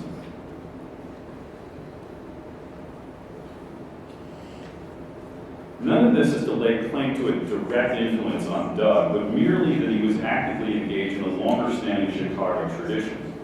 What is obviously different is that the Wagnerian cult that Root and Sullivan subscribed to is not the ambition of the larger social project of Doug's work and the kind of open, club-like atmospheres that he supported. The naturalism that Doug and his partner, his wife Chris, who we refer to as his work, her work, espoused in their work is not totalizing at all, but inclusive, and certainly anything but natural.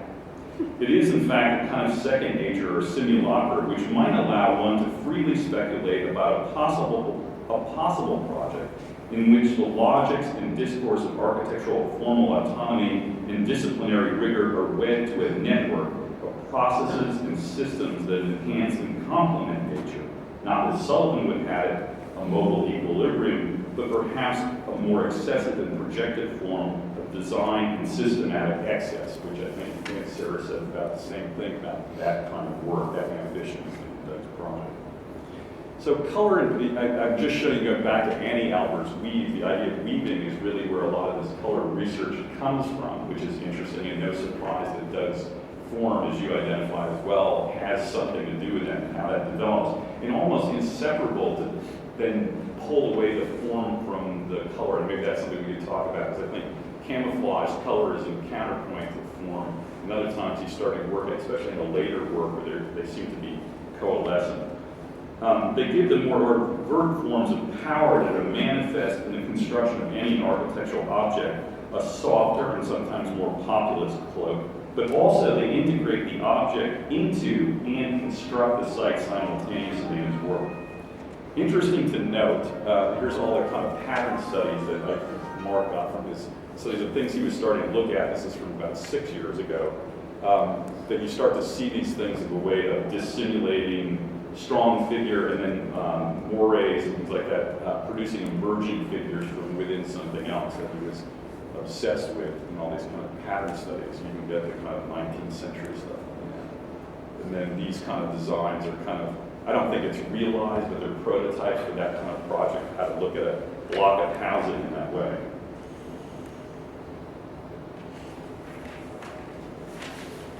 One can see where this interest was moving in this sequence of images, which comes from this PowerPoint from a lecture he did 6 years ago, where it leads with this image, and he says, any future vision of the metropolis must be seen as a regional system.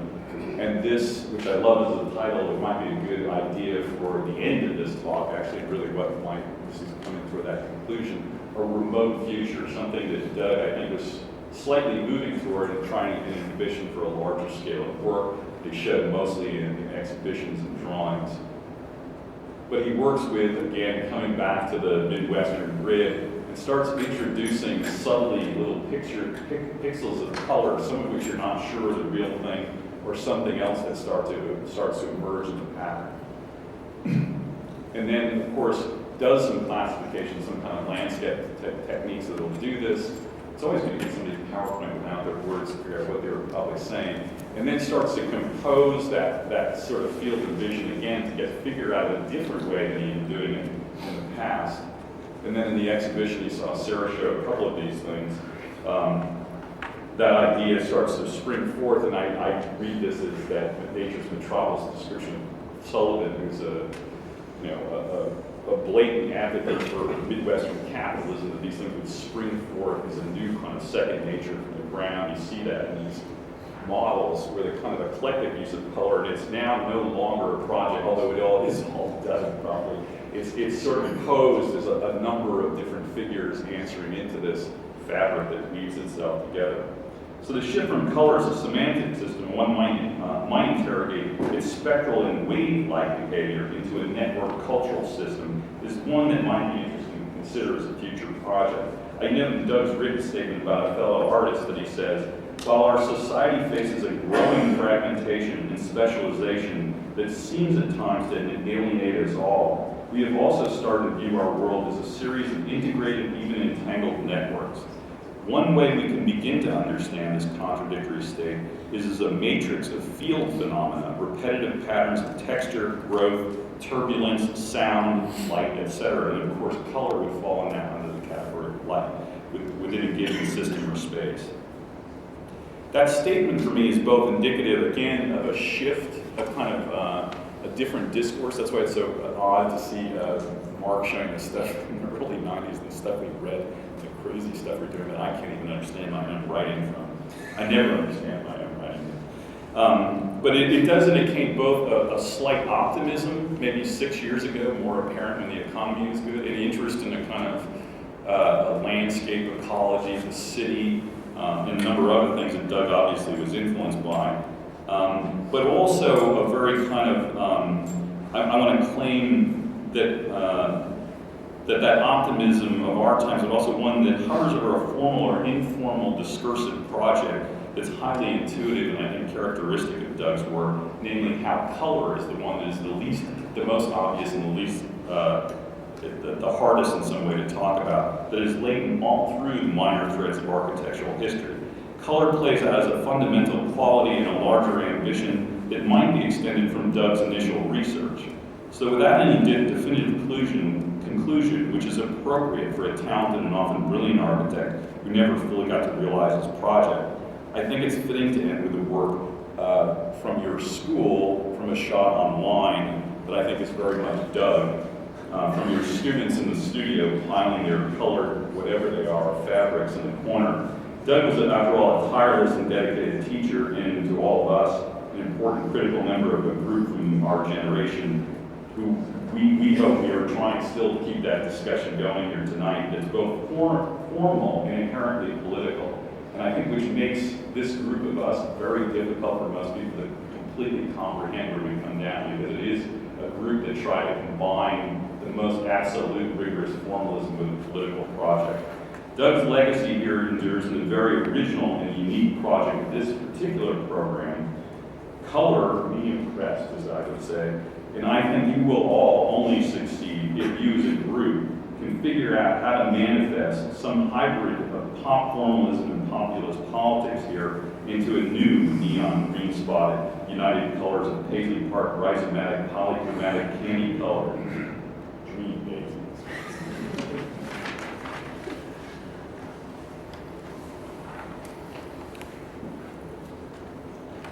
Well, I think we're close.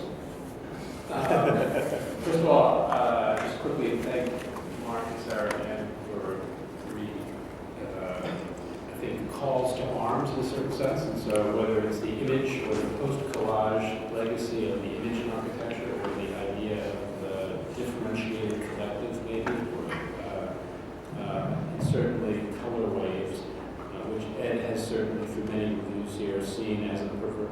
It makes me scared of the new Yale, which I really would be quite disturbing. I think there is a first of all, I want to thank Mark, Sarah, and Ed.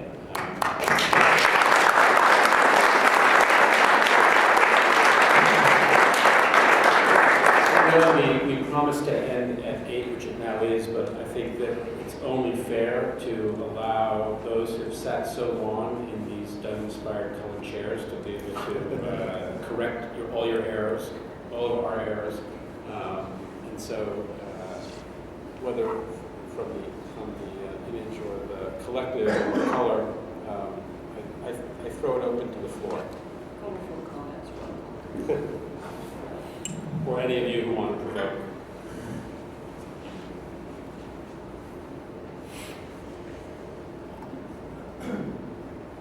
Hey Bob, I've got a comment.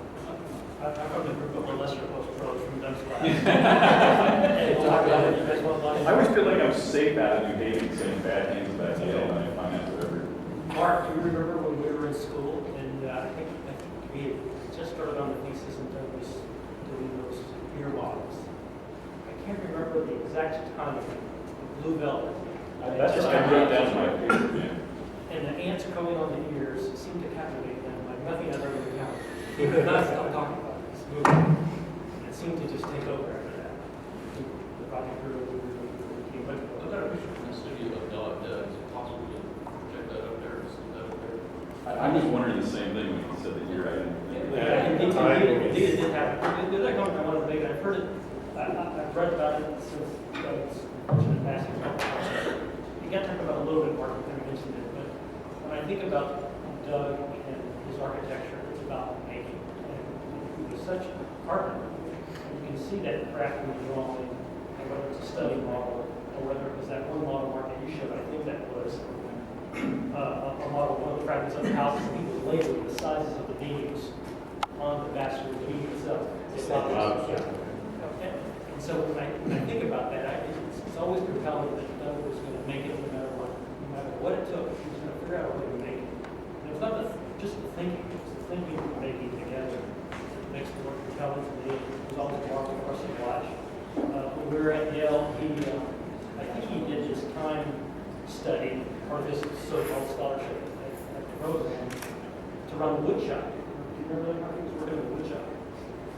Yeah, I believe it's. Which is perfect. Mark, When you I get know. yeah, there's a wood shop in the deep basement, and Doug is part of this kind of scholarship or work study, ran the wood shop. It just makes all sense in the world, right? So he was able to make those quite incredibly large and beautiful models, and the premises of having a job and getting paid to do it, too, which was great. And that seems to carry on, you know, when the summer between years, he built that house for his parents in Massachusetts, in Cape Cod. And again, it was going to make it no matter what. If they could afford the contractor, that was just going to do it. And then the experimentation that always went on with their own house here in town. It was always he was going to make it. So the guy was fascinated with not only color and making and drawing, but he was hell with a circular saw too. Which was pretty impressive. So I always have that image of Doug in the model shop with those jeans on, those carpenter jeans with the loop where you put the hammer. That's how it worked image that I like to remember. Schenectady Chainsaw Massacre. Yeah. There's one other Yale story that occurred to me in the color segment. Is when Doug took, I don't know how or why he ended up in George Rinaldi's studio. But his studio was legendary because it could only use graphite, no color. But Doug used color. He was the only person who ever took that studio and made color drawings. I don't know how, so that was another one of those kind of legends. Like how did he convince George, that was, legitimate? Because, I just remembered something about him mentioning to me having seen Mulholland Drive the night before and how it blew his mind. So certainly hearing about the comments about Blue Velvet, that David Lynch image really had an effect on him. I never realized it until now, but putting that together, it was there in was. I think that being just maybe play devil's advocate to Chris, not devil's advocate exactly, but in the same way, because I think you're right. I mean, he wielded not only the X-Acto and the watercolor brushes and whatever he had, but also the hammers and the saws, really, and the mouse. And I mean, to me, we don't want to reify the mouse, but we also don't want to reify the hammer. Deify it. I mean, in other words, it's just another tool for Doug. I wouldn't want to make him out like not the digital guy and make him the builder guy any more than I would want to have him the digital. I mean, I think that in other words, it's 6 of one, half dozen another. There's a project, and you do whatever means it takes to get it done and figure it out. But that's not the point, it's not the motivator. I think what the point is in Doug's word is this kind of surrealism that is always in the word, which is stylization of artifice. You know, I mean, the idea that the city is a stage that you act out on in a way that is other than you, or that the whole mass quality to it, or the super camouflage that's, you know, it's like dazzle camouflage, like a loud form with loud stuff on it that makes the loud form disappear, like the incongruence of the mass and the surface. I mean, I would ask you, because I think it was interesting with Mark's talk, is that a number of us played around with that stuff, like the idea of the theater, the artifice, the city was like a hate it. It's actually pretty heavily, it was something you had in the book. Yeah, okay, well, Which it does really seem like 100 years ago. Like nobody would ever do that kind of stuff now. It's cool. I don't think. But I think also that you're right, Bob, that it's very risky to sort of make him out to be the craftsman only, that was the only way that he managed to get where he did, and that the surrealism and artifice, I think, is a big part of it. But what's extraordinary, I think, with Doug, and the reason why he built so much without having either, you know, a rich family behind him, a rich wife that he married, or a sort of, you know, unbelievable patron who took him on. But it is partly because he did know how to do things, and so that he took the problem from, you know, the line on the paper to the number on the board, enabled him to take artifice and actually make it full and make it. He was entirely convinced that what he was doing wasn't paper architecture or sort of artificial world, but what was it, the remote future that he could actually produce, that he was in his head but actually would be built. And that's there. I think he's fairly unique in that sense. But not at Yale, I would say. That's actually a Yale ethos from those days.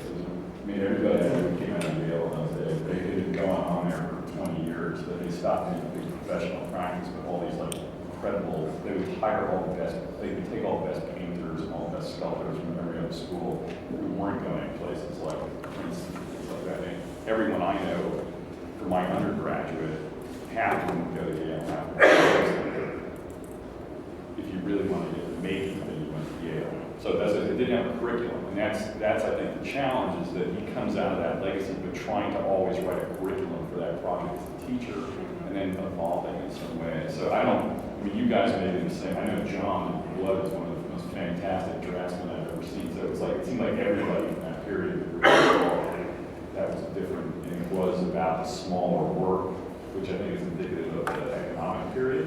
You know, and it wasn't big projects, everybody was doing small stuff.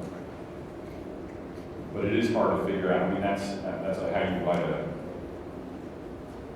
you write the curriculum around. He was the chair here for a while, right? Trying to determine those things, but he was a sort of more leader by example in that way. Everybody wanted to be as good as Doug was at that stuff and work for Doug because he knew how to do everything. I think that's what he meant when he said Yale had a 2-year program. It's always had, as far as I know, it's always had a 2-year post-professional, post-5-year degree program versus the GSD or Columbia or those programs that offer the same program in a year or year and a half. So he elected to go there, even though because it was 2 years versus all the other places, and without curriculum. So he as we all did, try to figure out. And I think it passed fail. So it's like, what's really important to you that you can learn? It's a great way to do that.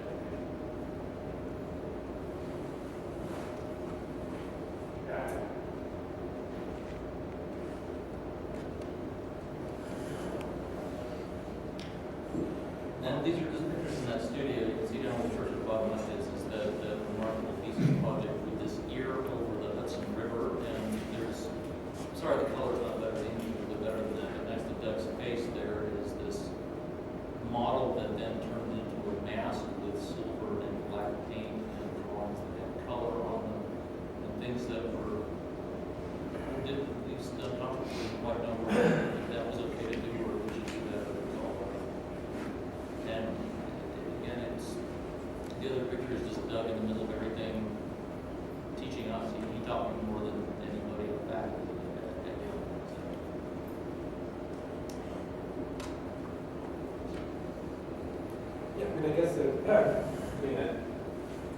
talking about this unique period of time when we were formed, and then Doug as a bricoleur, which was true of many in the generation, and the fact that there was a certain point in time when, I mean, Doug was a great instigator of events, of the Chicago Architecture Club, the catalog, shows, exhibitions, this space at the school, in the city. And the idea that you were, by necessity, to be an architect was certainly constantly building and unbuilding your own house and doing anything by the way to get it done. But it was also being a media person, which is to say journals, publications, writing, exhibits, gang forming, being an impresario of the scene. And Doug was never somebody who absorbed the scene as a central figure, but he was the great instigator of a lot of people, including we talked about the Sears Strait and Sears Tower and other things. He made opportunities in a way that was, others do that also, but they're also the star of those opportunities. Was I thinking? But the idea that that's what one does as an architect, and all of those books, we all claim not to even know or remember or understand anymore. I mean, that was part of the culture of what being an architect was. So I think part of it is, it shifted a little bit. On the other hand, I think what's maybe still current, maybe what Ed is also identifying in the photographs of the studio, which is unconscious, except having gone through the building the last week and what I imagine the following week, next week to be, that there is a kind of return, and it may be here purely Vernon Strand, it may be because of Doug, but I think a younger generation can understand this return to postmodernism, whether as a scholarly project or as a design project. In other words, that there is the study of that material that was, you would think Doug was against, but in fact, clearly it's in the genetic code of coming of age in the mid-'80s. But I think it's different. I think it is different. I think this is why it also looks to you like the oldest period that's recent, is that I see it in the work, like looking at your color, and I think you identified too as well in the museum project, that he's an outsider architect in the world of architectural power to some degree, right? Comes from a generation who didn't want to be involved in that, did it consciously, right? It wasn't, everybody didn't want to be principal at SOM, that almost nobody wanted to be that. So he retained that while he was still building things. So then he can't be cast, I don't think, as a kind of, even though he was as part of a bigger work, there are nice smaller cultural projects or institutional projects, which I think is more up his alley.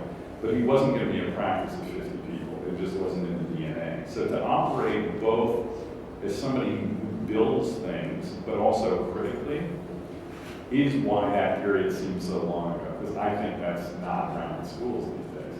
And I think people don't even know how to approach it anymore. And I've seen our students, who are kind of geared to be, Bob Stern's proteges, I guess, but to kind of worship that star system, somebody like, there aren't that many of those kind of Doug-like figures. I think there were probably more in that time period. But I think that's what's interesting about it. It wasn't just, he wasn't like all of us at Princeton kind of sitting around writing treatises about it. He was actually making objects that retain a critical edge, but also, attacking the formal proposition of a building, what's in, what's out, as a kind of rhetoric within his own work. And that to me is an interesting project. That tries to challenge him at some other level that he seems to be moving through in a lot of it when I'm looking at everything. Mark, I think, took the studio with Gary. It was a year after Doug graduated, something like that. So, there is a kind of LA postmodernism in Doug's work, whether it's Fred Gehry or Tom Maine. There's something dead techish, and there's a kind of late postmodernism that isn't deconstructivism, but it is morphosis, which also goes back to the Rossian painting, probably through what's his name in the left color, the Scarpa theme.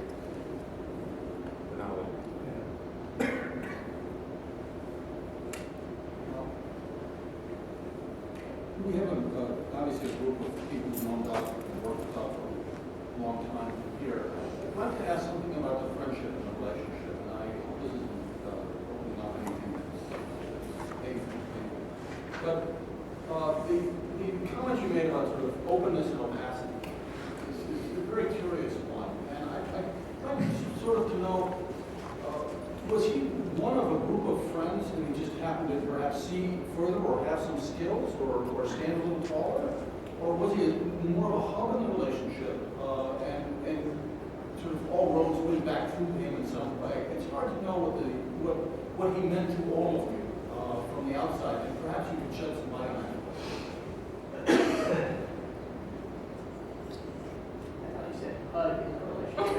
Really sweet. And that, in a funny way, I would say that that's apt, that mishearing, because I think that there's a, for me, I never worked with Doug. I never really taught with Doug. I came here for the Greenwald when he was here and dealt with him professionally in some way. Sorry, that's subtle. But I think that sort of hug in the relationship is actually appropriate in the sense that I think what for me characterized Doug's role is sort of a quieter figure in a mix of figures who aren't so quiet or weren't so quiet and still aren't so quiet. And yet someone who had an incredible solidity in reality or authenticity is a word that has too many connotations right now, but sort of a figure that offers that honest feedback. I think that Mark's story of him cutting up the thing that you sent him is a really perfect example of a kind of no bullshit relationship full of hugs. I mean, it's fun, yeah. I mean, maybe it's also prodigious talent allows you to be promiscuous with ideas. Meaning he wasn't an ideologue, which meant he was, brought everybody to the table, and if you had a good idea or reference, all of a sudden that was in the project, but somehow it was Doug. It got Dougified. So there was never,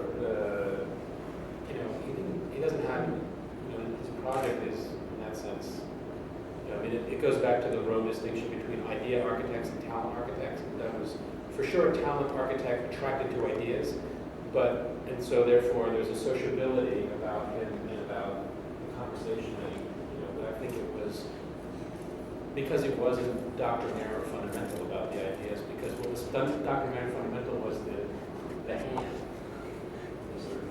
Well, he always had, right? He could always beat just about anybody because his hand was better than anybody else on that level. He had that back pocket, quite literally. And I think the other thing too is it's probably, I think it's fair to say that nobody saw anybody was going to be the leader. Everybody was sort of an equal amount of parts. Like that show that you're doing, each one of you guys grabbed 10 other people and put them in the show too. It was supposed to produce a new.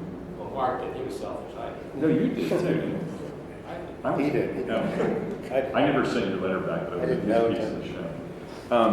So it wasn't supposed to be that somebody was going to come out the hero. Now, certain people tried to do that. and it did happen. I think that's inevitable. We'll issue the footnote version of today's next week. And I can tell you a very interesting attitude that I've met. But I don't think it had that. I mean, like somebody said, nobody knew what you were supposed to do, right? Because that's what when I talked to like Alan Ordansky, who was at Yale at the same time. As he said it was like the dean didn't even know he was teaching 2 days before school started, and they would go in and what are we going to do, and everybody would start making stuff, and then they figured it out themselves. He said it seemed to be the general attitude, and then he said that Doug used to walk around looking at what everybody was doing, and something in somebody else's project would also appear in his thing, but a little bit better. Like he was sort of manipulated around his own thing, and he was sort of, I don't know if it's true, it coalesced on his thesis, like he was fishing for stuff, fishing for ideas. These But guys he were also never- really honestly fed on criticism. And I feel like I learned to be a critic by being a friend with Doug. He would invite it. And, while he maybe because he was looking for ways to articulate what he was doing, and you always felt like no matter how hard you pushed on him, he wasn't really going to move. He was going to keep doing what he was doing at the same time that he was an absolute sponge. I mean, and a glutton for, you to tell him that, this is absolutely wrong. You should. So weird. I have another question for you guys, because I don't, here and the people that knew him on the East Coast really respect him as a designer. I don't know if he'll have that longer legacy after that. But I remember he's taking me around to the houses when I was out teaching at IIT, and they're much better than they photograph. I mean, they have a kind of iconic quality, but I think it's part of his full understanding of three-dimensional space and movement through a space that doesn't photograph at all. They just look sort of like, okay. But when you were in them, they were really some extraordinary houses. I mean, I didn't even see the later ones. I never got out to those, but some of the ones, I don't think we saw some of them today. That's what was sort of stunning as a designer. They weren't, and that's where I think some of that compositional sense and some of the kind of maybe some of the play that was going on. I mean, I'm making this up, that it was a discourse at Yale. That idea of moving through and actually occupying a space is really fundamentally something about his work, which, computer animations will kind of do that, but you don't see people making a model knowing they're in it. You know what I mean? Everything's done with a laser cutter, just kind of stacked up, and it's a big image on a wall, but not that kind of intense involvement. And then to carry that over into the real work, I think having that ability to kind of manipulate on the fly, probably to figure things out, I think was a construction element. Should make a reverse comparison. I mean, I think the issue of narrative in the work and theatricality, the post-Hadik idea of theatricality. There's a heavy form element, there's a heavy ornamental graphic project, there's also the theatrical one, and in a weird way, when you think about the Hyde Park Art Center, but also the early drawings of some of the theaters, like the Moscow Theater and other things, before you jump down my throat, there's a certain Diller and Scofidio aspect to that. Even the High Line and the swimming pool, the more recent project, there's something bizarre about being second generation Hadik that produces similarity between Doug's project and Lisa Brick's project. The screen, the super graphic, the mediation of the stage. Well, there was like some crossing between Cooper and Yale after it. Raymond Abraham used to teach up there, and other people, so you had some of that. Because that model looks like a Cooper model, it doesn't look like something you associate with Notre Dame. Actually, I was curious what that go to Yale, so I'm very good intuitive design. So Ellen, you were nodding your head. There was I think that's when we were doing some of those early houses where he turned to me and said, we just have to stop doing 40 models in the house. Stop doing 40? 40 models for a single house. And we literally would produce a model a week. And the client wouldn't have seen any of it. He was his own worst client. But do you think, and then let me ask you something, because I think that is an aspect of the work, and that's why it is, one, hard to theorize, because it's intuitive, and he knew when it was right and when it wasn't, which is somebody who makes a lot of models, works that way. But then you have to make, in any practice, economic decisions. That the thing, some projects get theorized just out of economic necessity. And we got to figure out what we're doing, so I can explain it to somebody else who can do it for less than an hour than I can. It's a professional qualification. And the later work is much more simpler. I mean, I'll say it, it's much simpler than that early stuff. The early stuff is so wildly original, and those collages are, kind of stunning to see that you guys did. That then you sometimes have an economy of means, so you know what you want to do, and you know how to get there quicker, rather than going through a lot of other machination. But that's what I thought, just looking at some of the graphics in the presentation, that certain stuff where it didn't have, he wasn't original in the way he was earlier in the 90s. He was more like a lot of other architects, but still there's this other thing going on there that maybe how Doug would interpret that problem. The earlier office was cheaper, per hour. You were cheap. Yeah. But also sort of to get back to something that Mark said about Ignacio, and I think to elaborate or maybe sort of fine-tune the notion of talent. I mean, there was a kind of experimentation and testing that went on in those models that maybe could get short-circuited later on. And part of that testing was about scale and relationships explicitly. So it was a testing, or experimentation with the notion of movement through. And that was the battle for most of those models, because they were, blank materials, they weren't colored materials, and those houses were not drawn or modeled.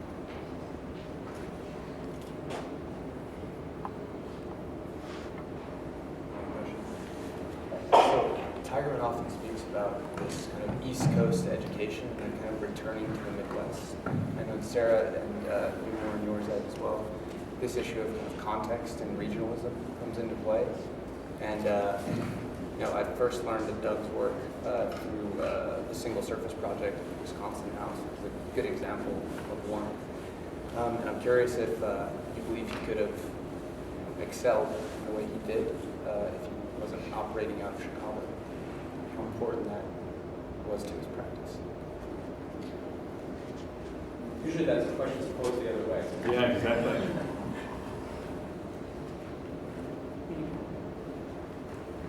Would you be more successful somewhere?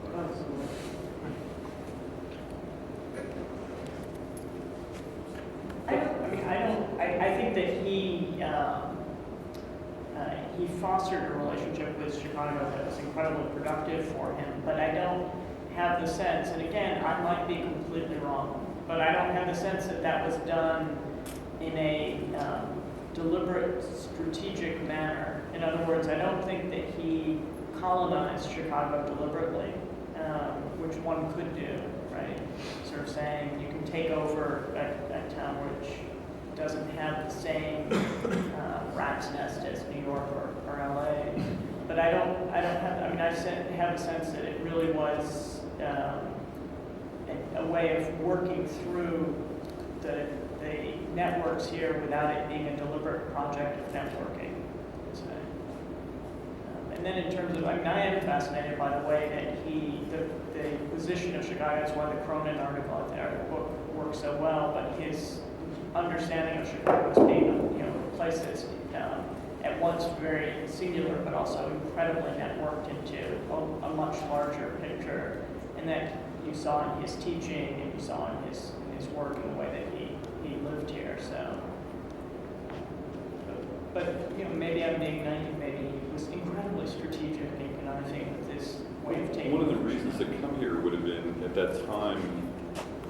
It still is. Chicago's much cheaper to live in than the East Coast, and if you're not from money and you're trying to get a practice and you get an teaching offer in an interesting city, you go there. I'm sure there's a lot of really good young faculty here who find this doable on a lot of levels, and then you're not in the same East LA, New York, Harvard, Princeton game where you're competing on a different level with a design, where actually, honestly, design talent doesn't count for anything. You can do it at SciArc, you can do it at other places. That's where the schools where people were really good designers, were AA and SciArc. That's where and Yale had a little bit, I guess. It's a different idea of what practice is. That's what I think I find interesting about the conversation tonight is Owen spoke a lot about his work in practice. And I spent a lot of time, in practice, seeing how much Doug was involved in teaching. Yeah. Right? So I saw sort of the other side of that. I think In the office? Did you make more than Ellen? But I think the question for me is interesting. I think the role of teaching for him in his practice was absolutely gigantic. His involvement in teaching was so critical to him. I think he cared about that just as much as he cared about making a responsible thing. I think it'd be interesting, I understand why he wouldn't do this tonight, but I think it would be interesting to think about the relationship between the ideas that you presented and how you take on teaching as a way to continue those projects. I think that was really great.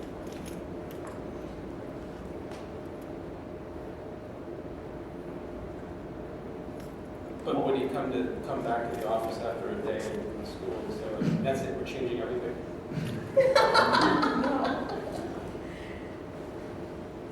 No, I just think that he was so, I think he cared about teaching equally or more than those things he was making, and I think there was a reason for that.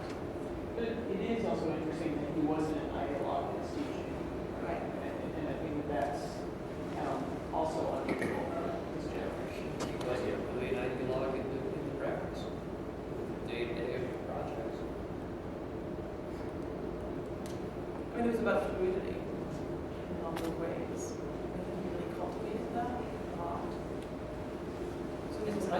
suspect Jeff has a different version of this how we talk about it, which is in fact Like, very controlled fluidity. specific ideas about what should happen. Well, there were multiple agendas floating, and there were always, some that were identified and some that were sort of operating on the surface that you didn't have a clue what was going on in the conversation. There were these sort of cryptic glances and moves and whatnot. We started teaching when Katerina, Dan, Doug, and myself together, and it was rather interesting because we would try to figure out a game plan, and we'd all agree on it, and we'd sort of be moving forward. In the middle of it, Doug would sort of make an absolute right turn. I mean, it was sort of like, it was very Wizard of Oz like sometimes. Yeah, it was. I mean, it was like, you all sections would be drawn and be to scale, and Doug would say, yeah, photo montage, and collage. and Dan, yeah, okay, we'd sort of go that way. And it had a flow, but it wasn't fully scripted by any means. I mean, I don't think there was a strategic or subversive agenda in any way. I think it was just Doug, moving the problem forward. There for a number of years. I mean, some years were better than others, but he had clarity about where he was going. That was quite remarkable. I think he was truly the most gifted teacher I've ever seen. There's no doubt about it. I guess I wonder what, this goes back to the long-term legacy and how it gets framed and the issue of, does it require proximity and intimacy? So I think that the way you're describing a process that requires hands-on proximity and kind of when you see it, even though you're teaching with him, you're not going to get to notes until after he's made a decision from the artifact, right? So that the idea that you don't send in an instruction, a diagram, and a text, which I would be happy to do, and then leave it to work itself out, and understand that there would be something that I didn't know was not. I mean, the idea of how do you, which I think is about the Chicago question. I think the work works here because of the city is in fact intimate despite its scale, and has certain lasting relationships by necessity, and it's in a certain sense not being a media capital and not having to have your ideas translate at a distance. And I think there's something about needing to be in the office all the time, needing to be in school all the time, and that there's presence is required. And so 25 years in the same office space and in the same schools, in a certain sense, it's not peripatetic or even beaming your message around the world, irradiating it, because it requires a different form of communication. Which I think hinders some legacies.